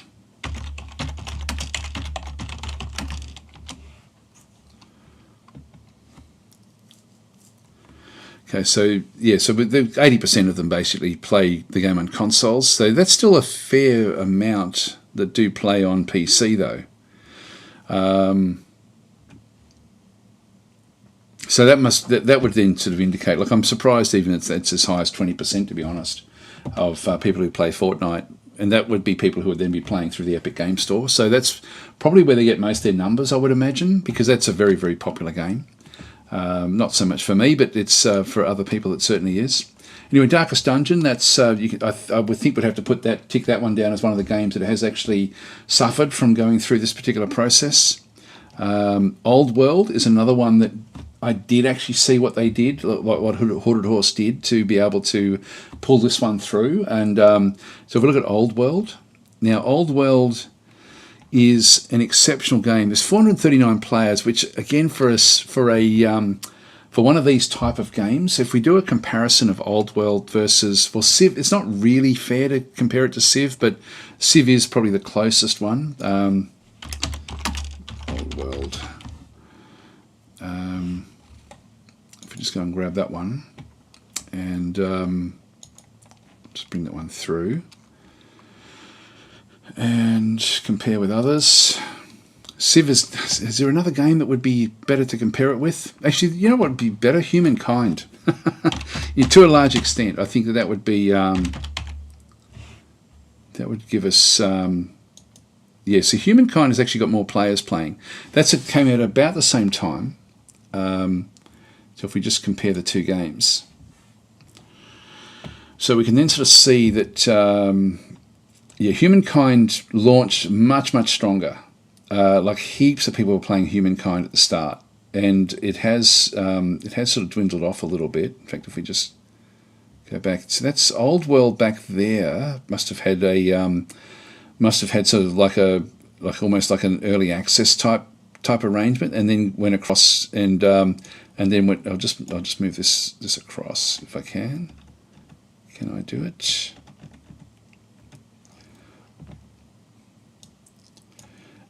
yeah, so this I'll just move that one back out a little bit, so we can sort of see the actual chart there. So that's interesting as well. Actually, just looking at this, because I actually thought that that Old World did better the way it actually handled its release. But even with that, you'd have to say that that's actually, when you compare these two games. And in my opinion, Old World is by far the better of these two games. Like it does such a better job of doing everything that it actually does do. I'm not sure. I'm surprised actually at the numbers there, to be honest, that Humankind is as popular as it actually is. So that's actually quite interesting. So that's a game that didn't come through Epic, and this is a game that did come through Epic. What they did there, though, with Old World, and I've always, it's funny because I've always thought of Old World as a successful transition from Epic to Steam, but I've got to change my mind based on that. Actually, it looks like that one has actually struggled. So that one didn't transition as well as probably what it could have. Now, just having a bit of a look. Sorry, I'm missing a lot of the comments. Better just catch up with the comments, and so we'll get back to it. Yep. So Genox is saying about books. IIRC, didn't Amazon lock their ebooks where you can't read them on anything but their Amazon Reader thingy? I'm not sure, actually. I don't know about that either. And Lawrence Andrews is saying I'd be interested to see if CA, so Creative Assembly, can make a new historical Total War stick.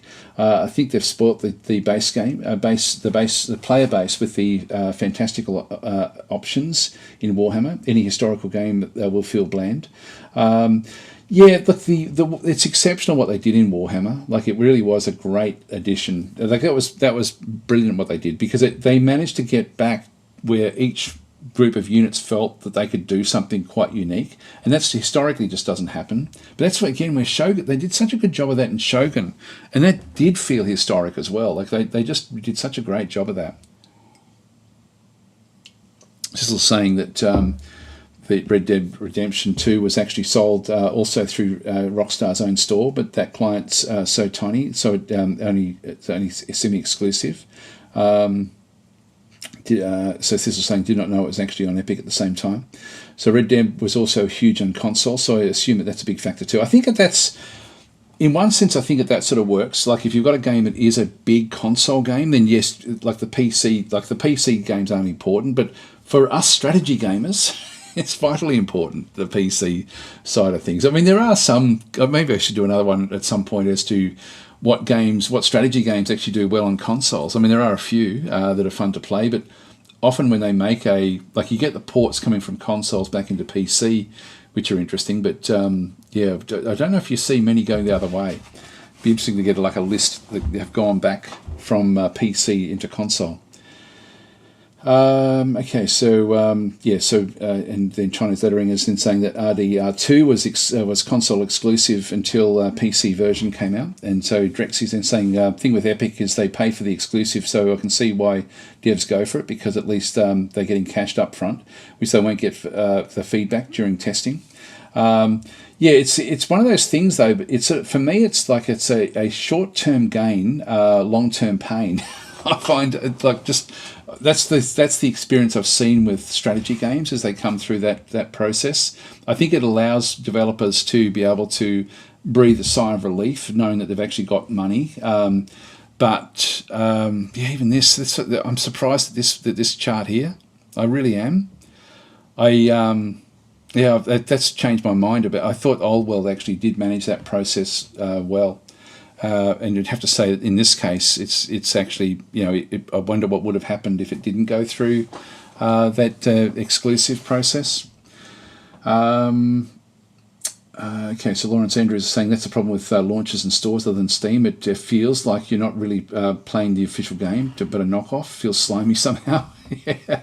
And saying, Drex is saying 30 million was probably the shooter game I forgot the name of. Okay, yeah, I don't know that one. 30 mil, I'm not sure if that's 30 millimeters or whatever. Jamison saying, Daz, thanks for the stream today. Need to go, unfortunately. Could you maybe include me in the marbles run? Yeah, no worries. I'll try to remember. I'll put my own name down, and if I forget your name, then if you can be me. So Akidos is saying, I've bought a handful of games on Epics. I just click on the desktop icon and play anyway. I don't really engage in anything else, and I do like that the developers get more money. Yeah, they get more money coming back through, but this is a one of these lost leader situations from what I've read as well. Just from what when I was glancing through things, where Epic is willing to lose money for the next few years. They've been losing money up until since they opened, and they've got a few more years that they're willing to lose money before they then have to tighten up and then start to make money. So at the moment, all of the benefits that do go back to the developers are at the expense of the Epic Game Store itself. Now, what's going to happen if Epic stays at that 2% mark? And then they stop doing the exclusive deals, stop doing the free giveaways, and stop doing all those sorts of things. Stop giving the 12% back to stop giving the 88% back to developers and go back to the 70% model.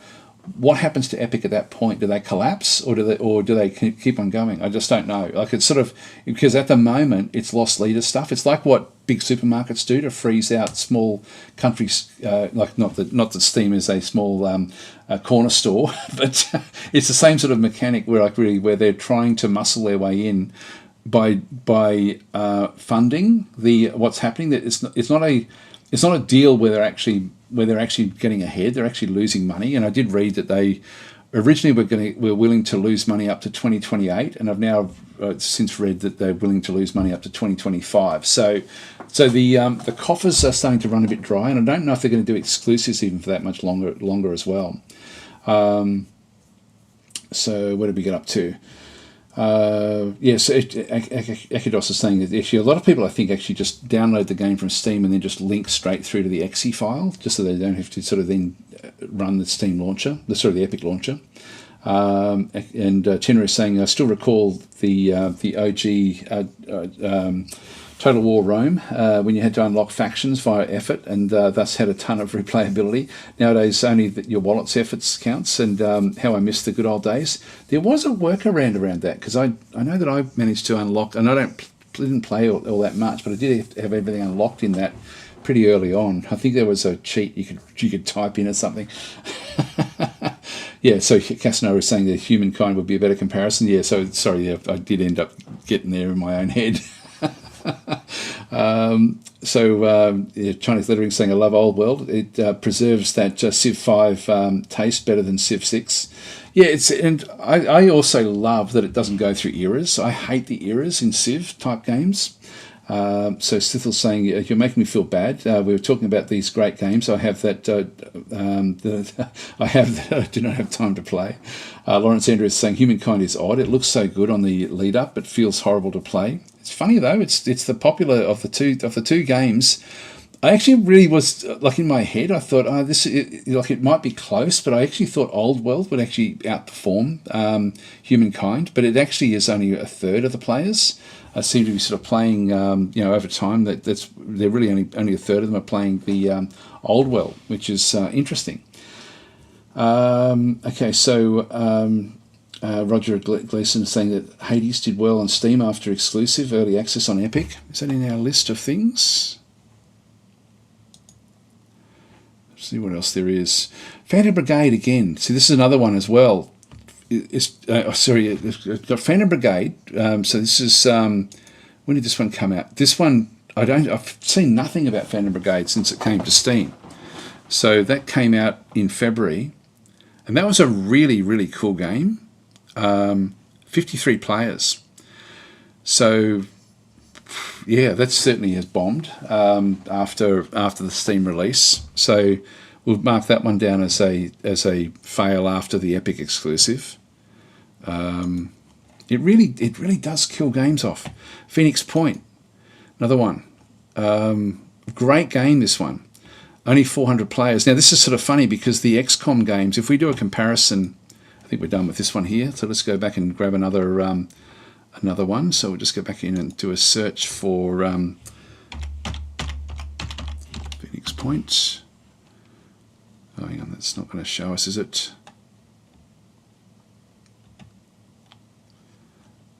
Come on, where are you?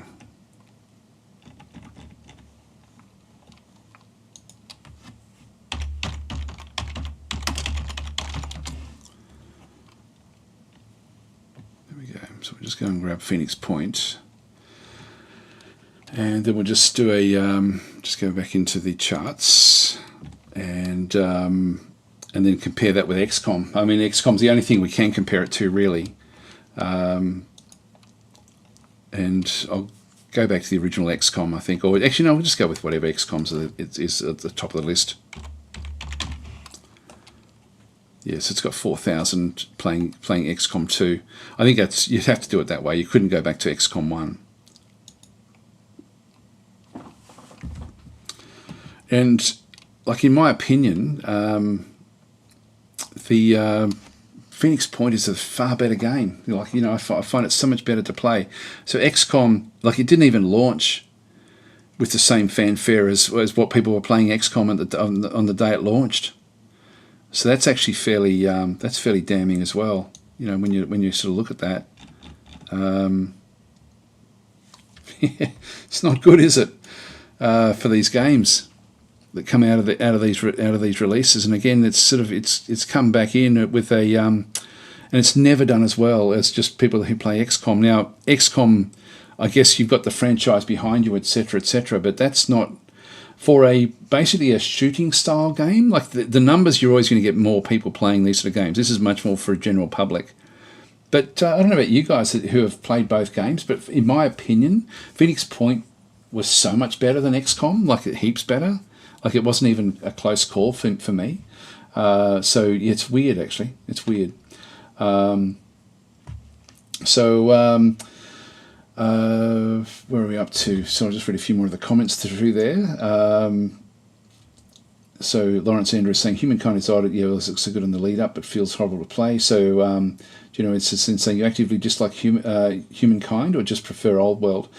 For me, like definitely, I don't like eras, and then Humankind wasn't as polished as I thought it was going to be when I started playing it. And I find that with a lot of the what's the game company, Amplitude Games, is that they is it Amplitude? I can't remember what the developers are for those, but they Endless Legend was a good game, not a great game, but a good game. Endless Space was, I think, a poor game. Endless Space 1 and 2. I really don't like playing that game.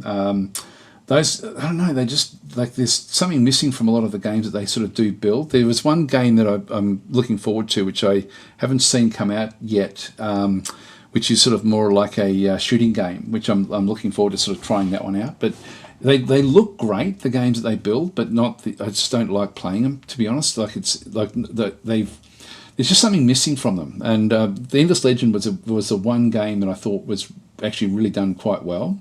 But the others just seem superficial to a large degree. And Humankind, I didn't play it very much, to be honest. And Old World, I didn't play much either, but Old World did resonate with me stronger.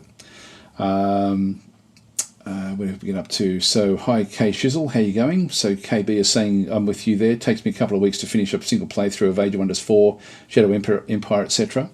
And so David Russell is saying, I bought one game through Epic that was exclusive, so I could not play via Steam, and where most of my games reside, never again. There we go. Do you have anyone that's actually pro-Epic? It'd be interesting to sort of get the other side of the story, actually.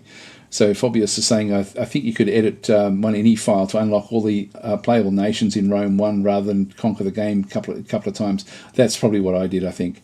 Amplitude Studios has a sizable fan base. Yeah, so they do have a fan base, I guess, but I'm surprised at the numbers there. I would have thought that Old World would have at least competed with that one.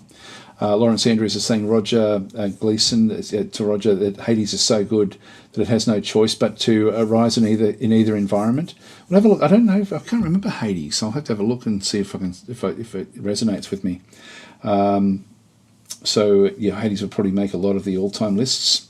I think I may have heard of it, but I don't remember if I've got it or played it. Roger's saying, good games have been review bombed on Steam before. Yeah, I think that there's a policy now for a game that comes out of the Epic Game Store that Steam will actually actively suppress negative reviews for a short period of time, just to sort of not have it negatively affected by the Epic experience, I think, from what I read. Okay, so where are we up to? Sopical saying evening all. Sorry, I'm late watching the end of the cricket. Fair result in the. You'd be glad it rained. Actually, I don't know what the result is. Sorry, I was. I thought Australia was going to lose when I looked the last time I looked. Sorry, guys. This is more important than live streaming. Ashes score. What happened? Did England win?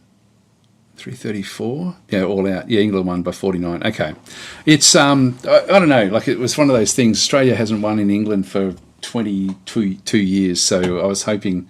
Yeah, so I got my hopes up there, and I thought, oh, maybe it was all rained out, and it was just a draw. That would have been good for me. But it still means Australia hasn't been able to win in England for 22 years. So we'll have to see what happens there. Okay, so Kay Shizzle saying XCOM 2 does have a lot of mods that change the game in various ways. That's true, but so does Phoenix Point now as well. So Phoenix Point does actually have some pretty exceptional mods coming for it as well. Henry was saying movement was such a chore in Phantom Brigade. Also hated the RGP elements that added to the mech parts. Like Rarity, which makes me mad because I wasn't getting the right drops to complete my mechs. Yeah. Sopical was saying, and Phoenix Point was a complete mess on release and had some of the worst DLC I've ever played. Everything else they did to fix it was great, though. It's a genuinely good game now. It's sort of funny then to sort of see just how, how sort of poor it's doing in comparison.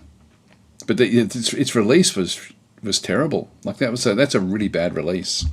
And this is what I think happens. Like, it's they don't make the Steam releases just don't tend to work. If we go and have a look at all the different games we've looked at, Against the Storm, which I didn't even know came through the Epic Store, is the standout, really. Like, that has done very, very well.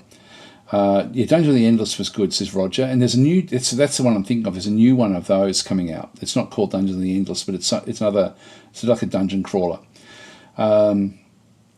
So Sorbical's saying I'm epic ambivalent. So I've got quite a few games there, including Age of Wonders 4 via their discount coupons when sales are on.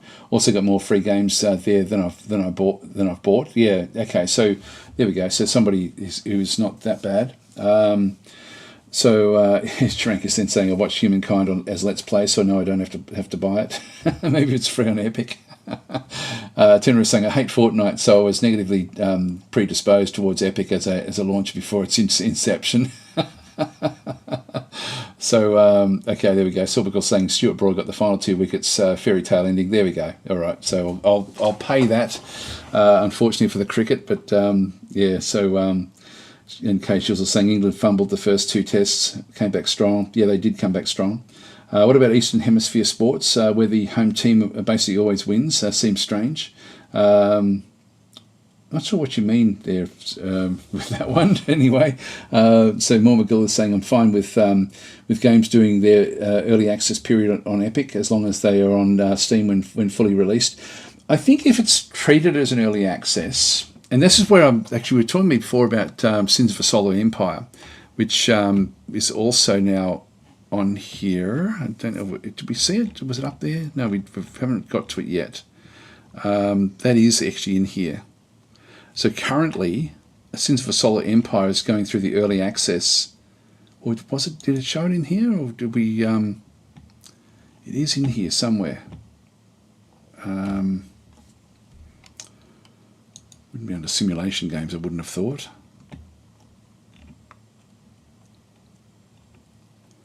But yeah, Surviving the Aftermath. That's who did that one there? Paradox. Yeah, see, that's weird. Like Paradox have had a go at this one as well. And so Surviving the this is one that like I don't see very many Paradox games. I reckon that they probably just tried this one and then thought, oh, this didn't work, because I don't think this game did all that well.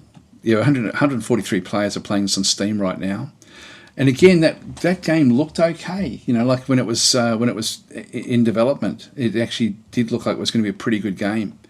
It was a game I certainly played a fair bit and actually enjoyed what it was doing. So you'd have to put that one down as an F as well, I would guess. What else have we got? MechWarrior 5. How many people are playing that? That should be big. Yeah, 1,165. Just wonder how many there would be playing that one. For what people are saying, this one here has been an exceptional game. Is there another MechWarrior game we can compare? That would be interesting to just sort of do a comparison of those. If we just go back.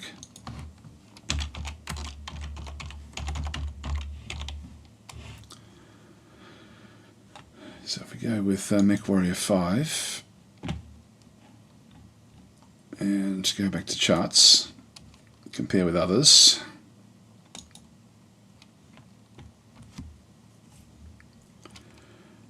What else would there be for mechs?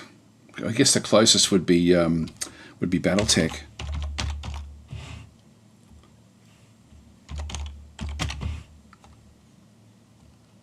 Which came out a long time ago. If we compare them, so got similar sorts of numbers playing it right now.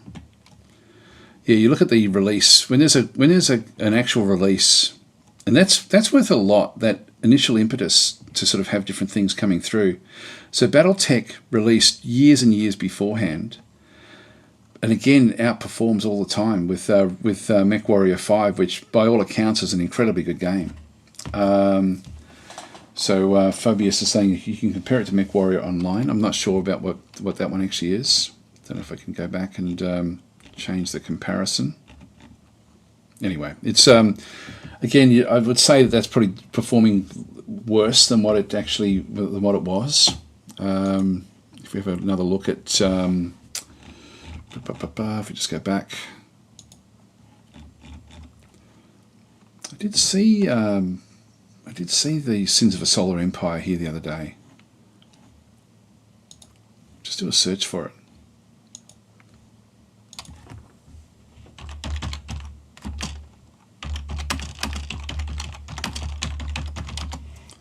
Sins of a Solar Empire 2. Is that going to come up?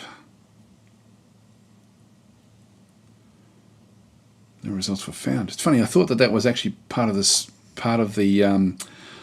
deal that they actually had. I thought I saw it in one of the lists that was actually being sort of going through its early access phase. Back in through here. Just type in the word Empire and see if anything comes up with that. No. It may even just be the search is not quite wanting to work properly. Or was it in here? There might have been I had other things where I was sort of reading through a few different things. Didn't sort of see, there won't be that one so much there. This one here is a list of games only available at the store. The Settlers New Allies, I don't know what this one is. So that one, I'm not sure if I didn't see that one in that list of games either. Sins isn't in there either. Oh, there we go. Sins of a Solar Empire 2. I did see it in one of these. So, just scrolling down. So that's currently, so release date, October of 2022 into early access. Not hearing anything at all about it on Epic though, and which is interesting because it's been there for for 8 months or whatever, so 8 or 9 months. So we've just got a couple more months to go, and then it should release onto Steam, I believe. So again, that'll be an interesting one to see how that one performs after it comes across, because that's one that people are really looking forward to. So it's but this just, and I think with the exclusives as well, they're not allowed to actually put any sort of content on Steam at all, like as part of their agreement. So you never see anything mentioned at all about the game. So they can't even hype it up beforehand. Like it really is. Okay, so Trenga's then saying Settlers New Allies is a bit of a poo. I don't even know about it because I used to like those sort of games. Okay, Battle Mode saying that BattleTech game numbers will be inflated because the tabletop game is currently undergoing a huge renaissance. Okay. Having said that, though, that's an old game in comparison, and the MechWarrior has never even compared to it. So I'll just go back. I've missed a lot of the comments here. Yeah, so Mormagill's saying, I'm fine with games doing the early access period on Epic as long as they're on Steam when full released. Now, if you think of it though, like how many games actually, actually with their release on Steam, have a lead up period on Steam? And this is the trouble, I think. This is probably one of the reasons that they don't do well. I know that, like, for example, with Old World, the strategy there was to bring in a free DLC content that coincided with the release on Steam. But I don't know how they hyped it up. They may have even, if we go back to Old World again, have another look at that one again. Will it be able to do this one? There we go, Old World. If we have a look at the one in through here, so it says 2 years and 13 days. So that is misleading because I don't think it was there for that long. And but what may have happened is that they may have, I just don't know if, I thought that the release of this one was fairly good on Steam in comparison, but we've now sort of seen that it really wasn't that good. But I know that from my perspective, with the information I was getting, I got preview information about it. I was then told that there was like a DLC coming out that would coincide with the Steam release. And I thought that they actually had like a bit of a lead up on Steam. So they probably went through the exclusive period, then didn't actually launch the day after. I think that they may have sort of just tried to get a little bit of impetus and a bit of velocity around the actual game itself. But looking at the results, I've got to say, yeah, it did suffer from that particular one through there. Now where do we get up to? The new one is Endless Dungeon. Yeah, which looks good actually. Where did I get up to? Sorry, I'm missing a few of the other ones. So don't forget, there was a big backlash against Phoenix Point because they took the Epic exclusive, had a big impact. Yeah, it does. Like, and people, if they know that that's come that way, that's why I'm thinking Against the Storm may have dodged a massive bullet there. So Dave Fleet is saying Homeworld Remastered Collection is free on Epic, for example. Yeah, I don't know about it. And Battle Mode saying MechWarrior 5 started out weak but was saved by modding. I haven't played it, but I'm thinking that if it was a poor game at the start, then that could be one of the reasons that people don't play it much. CB is saying I'm pro Fortnite, but as I love having my arse handed to me by players 40 years younger than me, but almost all of my other games are Steam. Yeah, it's funny. A mate of mine actually, I was swimming with him on the weekend, and he was his grandson actually has convinced him that he needs to go and get Fortnite so they can play together. And like his grandson, I think, is in Tasmania or somewhere else in Australia, and it's sort of so he's never played a first-person shooter ever. So I said, "Oh, good luck, have fun with that." So Battlemode saying it's a good game now. I played the hell of it last year. I do remember you actually saying that it was a good game, but I haven't seen much of it. It didn't release well. Like there's nothing going on about it. Like this is which of these games? Yeah, MechWarrior, BattleTech, and there must have been something happening through there, but it's okay. It's okay, but it's not. I don't know. For a new game, it's not really doing as well as you'd think. And I have heard other people say that it's actually a really, really good game, but I've just haven't. That's a very, very. See, again, this is the trouble with the Epic releases. They're shit. Like they don't release big. Like they don't have big releases. Like that's a terrible number for a game that's just coming out. Like as an actual Steam release. Like that's actually really, really poor. For a game that should be like it does have like it's version 5 of a series that people love, like that's actually that release is worse than than whatever they did here on this particular day. I don't know what happened in there, but that's it's very, very, very poor numbers, very poor numbers. Okay, there we go. Castner saying the Spike was a DLC release. So if we do it MechWarrior Online, should we do the comparison? I don't know if I can go back and do that one.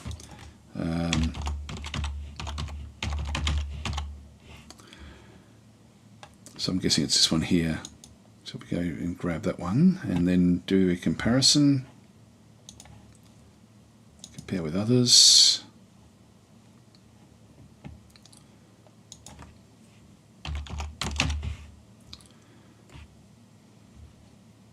Yeah, so MechWarrior Online is not doing as well. This is an old game though, 2015. Oh, hang on, I've clicked the wrong thing. Click the wrong thing. Just go back. Hopefully it'll remember it. Yeah, it did.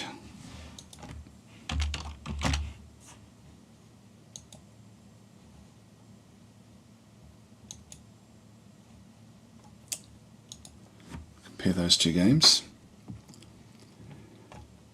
So now we're sort of seeing just these sort of numbers from when they sort of had. So this one here, we don't actually have any data that goes back before that one. I mean, it's comparable, but this is an old game, you know. Like it's, I don't know why the release is so bad here either. I don't know anything at all about this particular game. Anyway, let's continue on. So just have a quick look and see. So Lawrence is in saying Phoenix Point was one of the first to do that deal. It had high visibility and was generally reviled by a lot of people. Yeah, I think it does actually. It is a problem. So Sithel's saying, where's your spreadsheet? You cannot do a proper exploration without one. And Battlemate's saying Battletech game numbers will be inflated because of the tabletop. Yeah, we did say that one before. So Lawrence is saying, I was so disappointed with Harebrained. It's not coming back with another Battletech. Such a great game. That really was an incredibly good game. There is another one that I stumbled across the other day, which it looks really, really shit, but I can't think of what it is. It's like BattleTech, and I was looking at it thinking, why is it popular? God, I can't think of what the game actually is. I'll just do a search for BattleTech style games or mech games.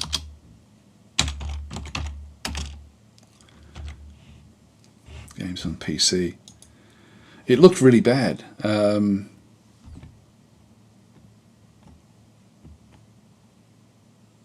Was it this one here? Front Mission Evolved? Might have been one of the Front Mission games. I think it was. I think that was it. Front Mission video game series. And I've got no idea why it was popular. Yeah, Front Mission first remake. Like, look at the rating of this. Like, this is, and I don't know anything at all about this one here.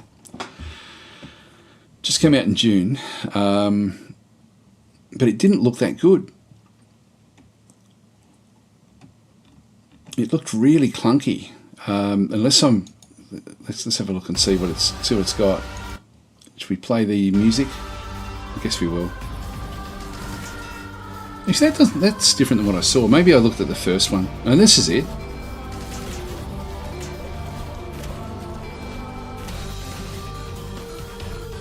I might just turn the music off just in case it looks a bit indie.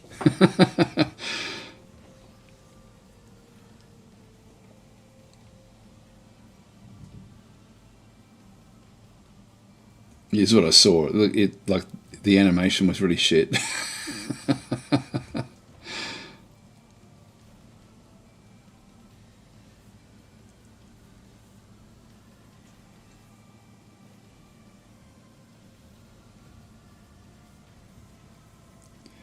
But I'm intrigued by it.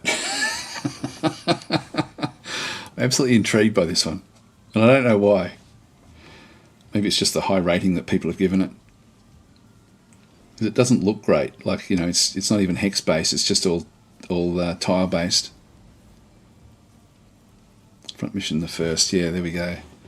So that's I might have to follow that one up actually. Let's have a look at this one here.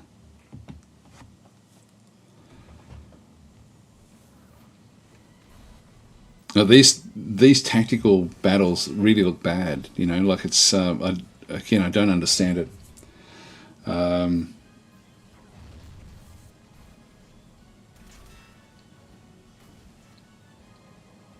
have to read some of the reviews as to why people like it.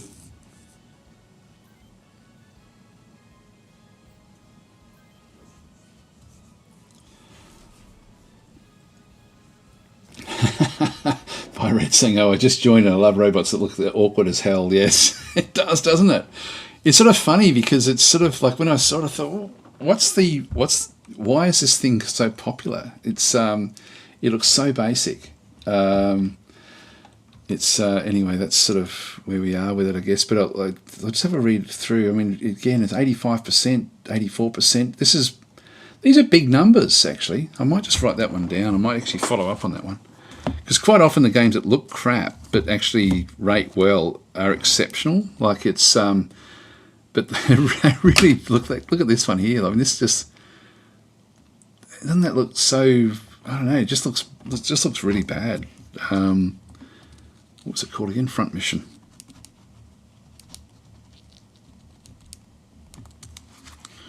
Front Mission, here we are. Okay, so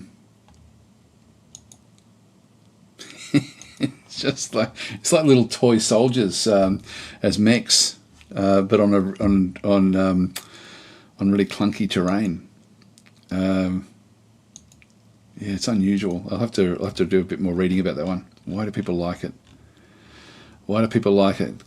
Classics, nostalgia hits, Valorian game blend of BattleTech, large mechs with the fairly real world politics, nations. Okay.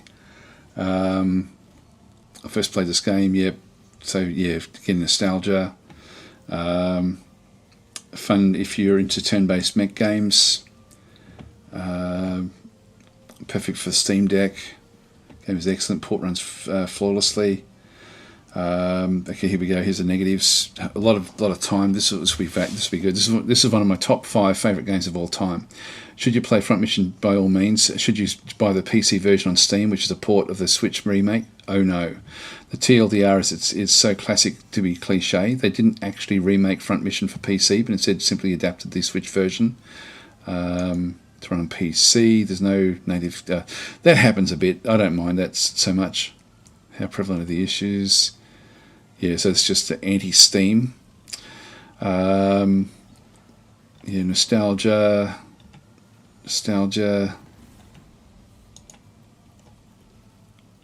Okay, as far as world building goes, all the dialogue surrounding current characters as well as characters from the other games. Yeah, that's okay. Anyway, it's pure excellence. There we go. So I think it's nostalgic. I'm guessing from that one there. Front Mission 3 was a much better game. Since more McGill. I don't even know the Front Mission. I don't think any of the others are on Steam. Front Mission. I don't know how old these are.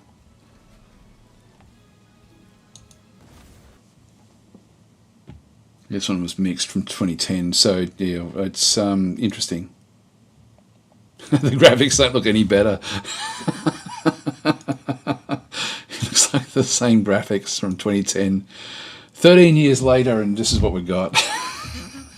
I'll have to contact them, see if I can get my hands on it, and just see what it's like. Okay, so so Byreaders, I'm still upset about Phantom Brigade. It's such a cool premise, but the depth was of a puddle. I actually really liked Phantom Brigade, I've got to say. I did enjoy it. Well, I think we've gone through everything, haven't we, with this one? Is it time to do our giveaway? I might just go back through what the giveaway is going to be. So, Mad Hat Raven Desk is saying I couldn't agree more. FM Front Mission 3 was an awesome game. PlayStation 1 game. Okay, there we go. So they are all ports that then come across, I guess. Yeah, it sort of almost had like the vibe of like Advanced Wars with some of the fights that were going on. So I don't know if that's what it's sort of a bit more about. Just saying, Daz complains about graphics and then plays Dominions. Yes, the graphics don't bother me. It's, you know what it was about the other one. It was the actual map. The map movement pissed me off actually when I was looking at what they were doing. Like on the, I don't know if you've even got the screens that sort of showed how shitty it all was. Like this stuff here, that's really bad. Like that's I don't know why they did this. Like this, there's other mech games that do this so much better than what they're showing here on that particular screen. That's the stuff that I'm thinking. Oh, I don't know about this game. It just looks It just doesn't look good. Anyway, we'll find out. I'll see if I can find out anyway. Yeah, so Kate Shizzle saying, hey Des, did you ever play a 4X game called Ascendancy back in the day? It was released in the mid-90s. That was a good game, actually. Yes, I do remember that one. That one, I think, had a combination of space combat and ground combat, if I'm thinking of the same game. I did actually have the game Ascendancy, but I can't remember if it's the game I'm thinking of. Byred saying, yeah, Phantom Brigade is enjoyable, but repetitive. You just keep attacking with territories and reacting to the same handful of events. Yeah, I don't play it much, but I did enjoy it. I liked it more than I liked the control of it more than XCOM. So I had more fun with XCOM than with Phoenix Point than XCOM. Anyway, let's do our giveaway. So the prize is going to be, I've had one person had to leave who has asked me to put their name in, so we'll actually I think it was Jennison that actually was the one that had asked me to do that one. So Sizzle's saying, I do wish to get Armoured Core. I don't know that one there. Ascendancy was nice, says Charank. Yeah, it was good. Did you ever play VGA Planets back in the day? Yes, I did. And I played one even earlier than that called Stellar Empires, which I really enjoyed. And that wasn't even on PC, that particular game. That was on the TRS-80. Anyway, let's just have a quick look at USC again. So this will be the giveaway. USC Counterforce, just released this week. Pretty great little game actually. So it's currently rated 100% from the people who have reviewed the game. So people are really enjoying this particular game. So it is it's a squad-based battler based on the Space Hulk, the original UFO XCOM type series, and Aliens is sort of like the is what it sort of is enjoyed. It's quite involved, quite difficult if you're playing anything other than basically easy. Even on easy, you can still lose the game. So it's actually it's a pretty amazing little game, this one. So that's going to be the key. So again, thanks to Angry Cat Studios and for Fire Squid, but the people that actually ended up giving me the key to give away today. So I'm going to put my name in there. We do have Jamison that I'll put in as well. So what I'm going to do is we will go through and get Nightbot and log in. And we'll go and I'll just go back to the giveaways, keyword, and the keyword will be just USC, okay? That's for Ultimate Space Commando. So just type in USC in the chat. I'm just going to go and grab myself a drink of water. I'll be right back. And then when we come back, we'll do the marble run. I'll open up, actually no, I won't open up marble run just yet, but I will actually get the text file ready to go. So we've just got it there, sitting there. So I'll put my name in there as well, and it was Jennison was the other character that had to be there. So I'll be right back.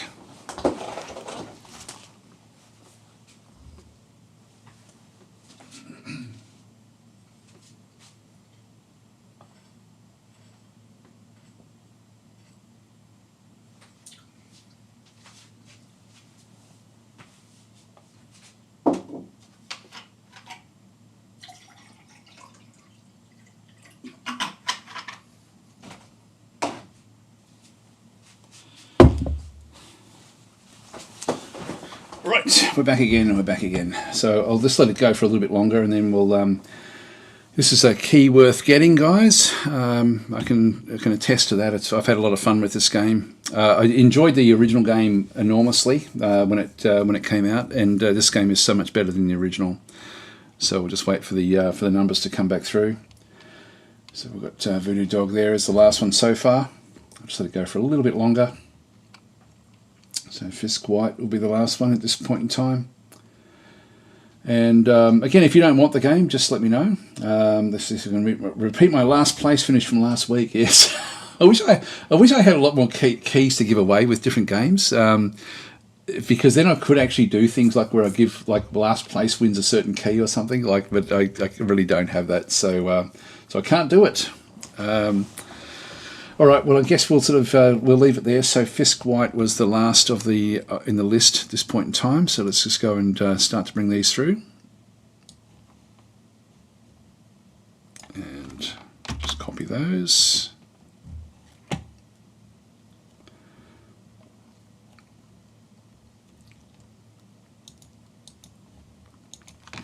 Yeah, there was a time when we had a lot of keys, and it was pretty cool. So I only got 35. I thought there'd be more of you, to be honest, that might be in on this one. No one else has put their name down, so we'll just leave it there. Actually, there we go, Peter. All right, I'll pop Peter's name in there.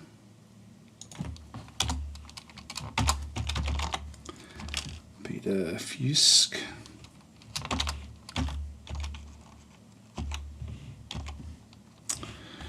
All right, so find, replace all. There we are. Did you stick me in? Drexy, no, you're not. So I'll throw you in there as well. There we go. Okay, there we go. So we've got everyone else is in there, I think. So we've got 37 players. So we'll good luck, guys. We'll just save that and go back into Marble Run.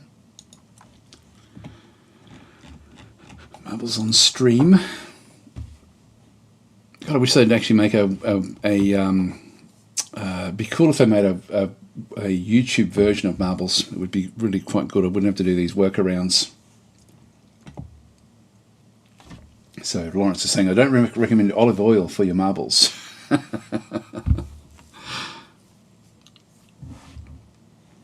think Marble Run had a bit of an update, I think, during the week. So it might take a little bit of time to load in.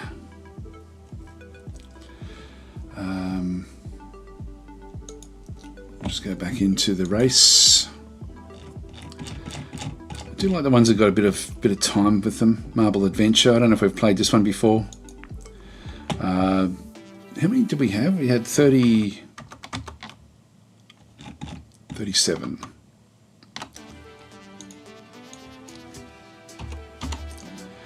And simulation. Just go to settings. Clear the current list. Open the file. Getting good at this. I'm sort of now just becoming muscle memory on how to load these things in. Good luck, guys. Here we go. So it's all sort of done. Marble Run with a stability patch. There we go, says Lawrence. I don't know what what it actually was. Did we pick that one that we wanted? I thought we had picked it. Yeah, we have Marble Adventure. All right, so good luck. Here we go. So we will do the race. It's on simulation, which is fine. We'll see how we go. So start the race. Good luck. Okay, Serenity's the first one through. CB battle mode has now hit the lead. Actually, let's just make it. Oh God, my keyboard is all over the place in here. So we've got battle mode, CB and Weebenholz, Gyrox, Joseph Horitz, Serenity, Castanar. Whoa! Did someone just blow up? No, I think everyone's still actually okay. Battle mode out in front of this long race. Weebenholz has now just sort of taken over. CB battle mode's really sort of struggling at the back there now, so it's coming in third. CB ahead. Here comes Phobosks and Mormakil. CB still out in front at this point in time. Sorry, the screen is going all over the place. Weebenholz coming through, battle mode coming through. Oh, nice runs through there for everybody. CB's miles out in front. Can you lose it from here? I don't know if you can. Gyrox just actually missed out on that one. Here comes Brad Flegel now coming in second with Weebenholz in battle mode, streaming their way through. Actually, that was a big one from Weebenholz coming through and straight through. Going to catch CB right at the death in through here. Oh, CB straight through the middle there, and straight. Oh no, CB is out. Weebenholz is through now. That was a big turn of events. So Weebenholz a long way out in front of Gyrox, Mormagill, and then battle mode. We've got Sapior and a few of the others now all falling off. I've fallen off, and Weebenholz is stuck. Here comes Gyrox, but Weebenholz will actually win the run, I would guess. And no, didn't have enough pressure to get through. Will it be a non-event? Has anyone made it? Yes, Charank made it. What a great race! That is awesome. That is absolutely awesome. If you don't have enough momentum, you do not make it. Oh wow, that was cool.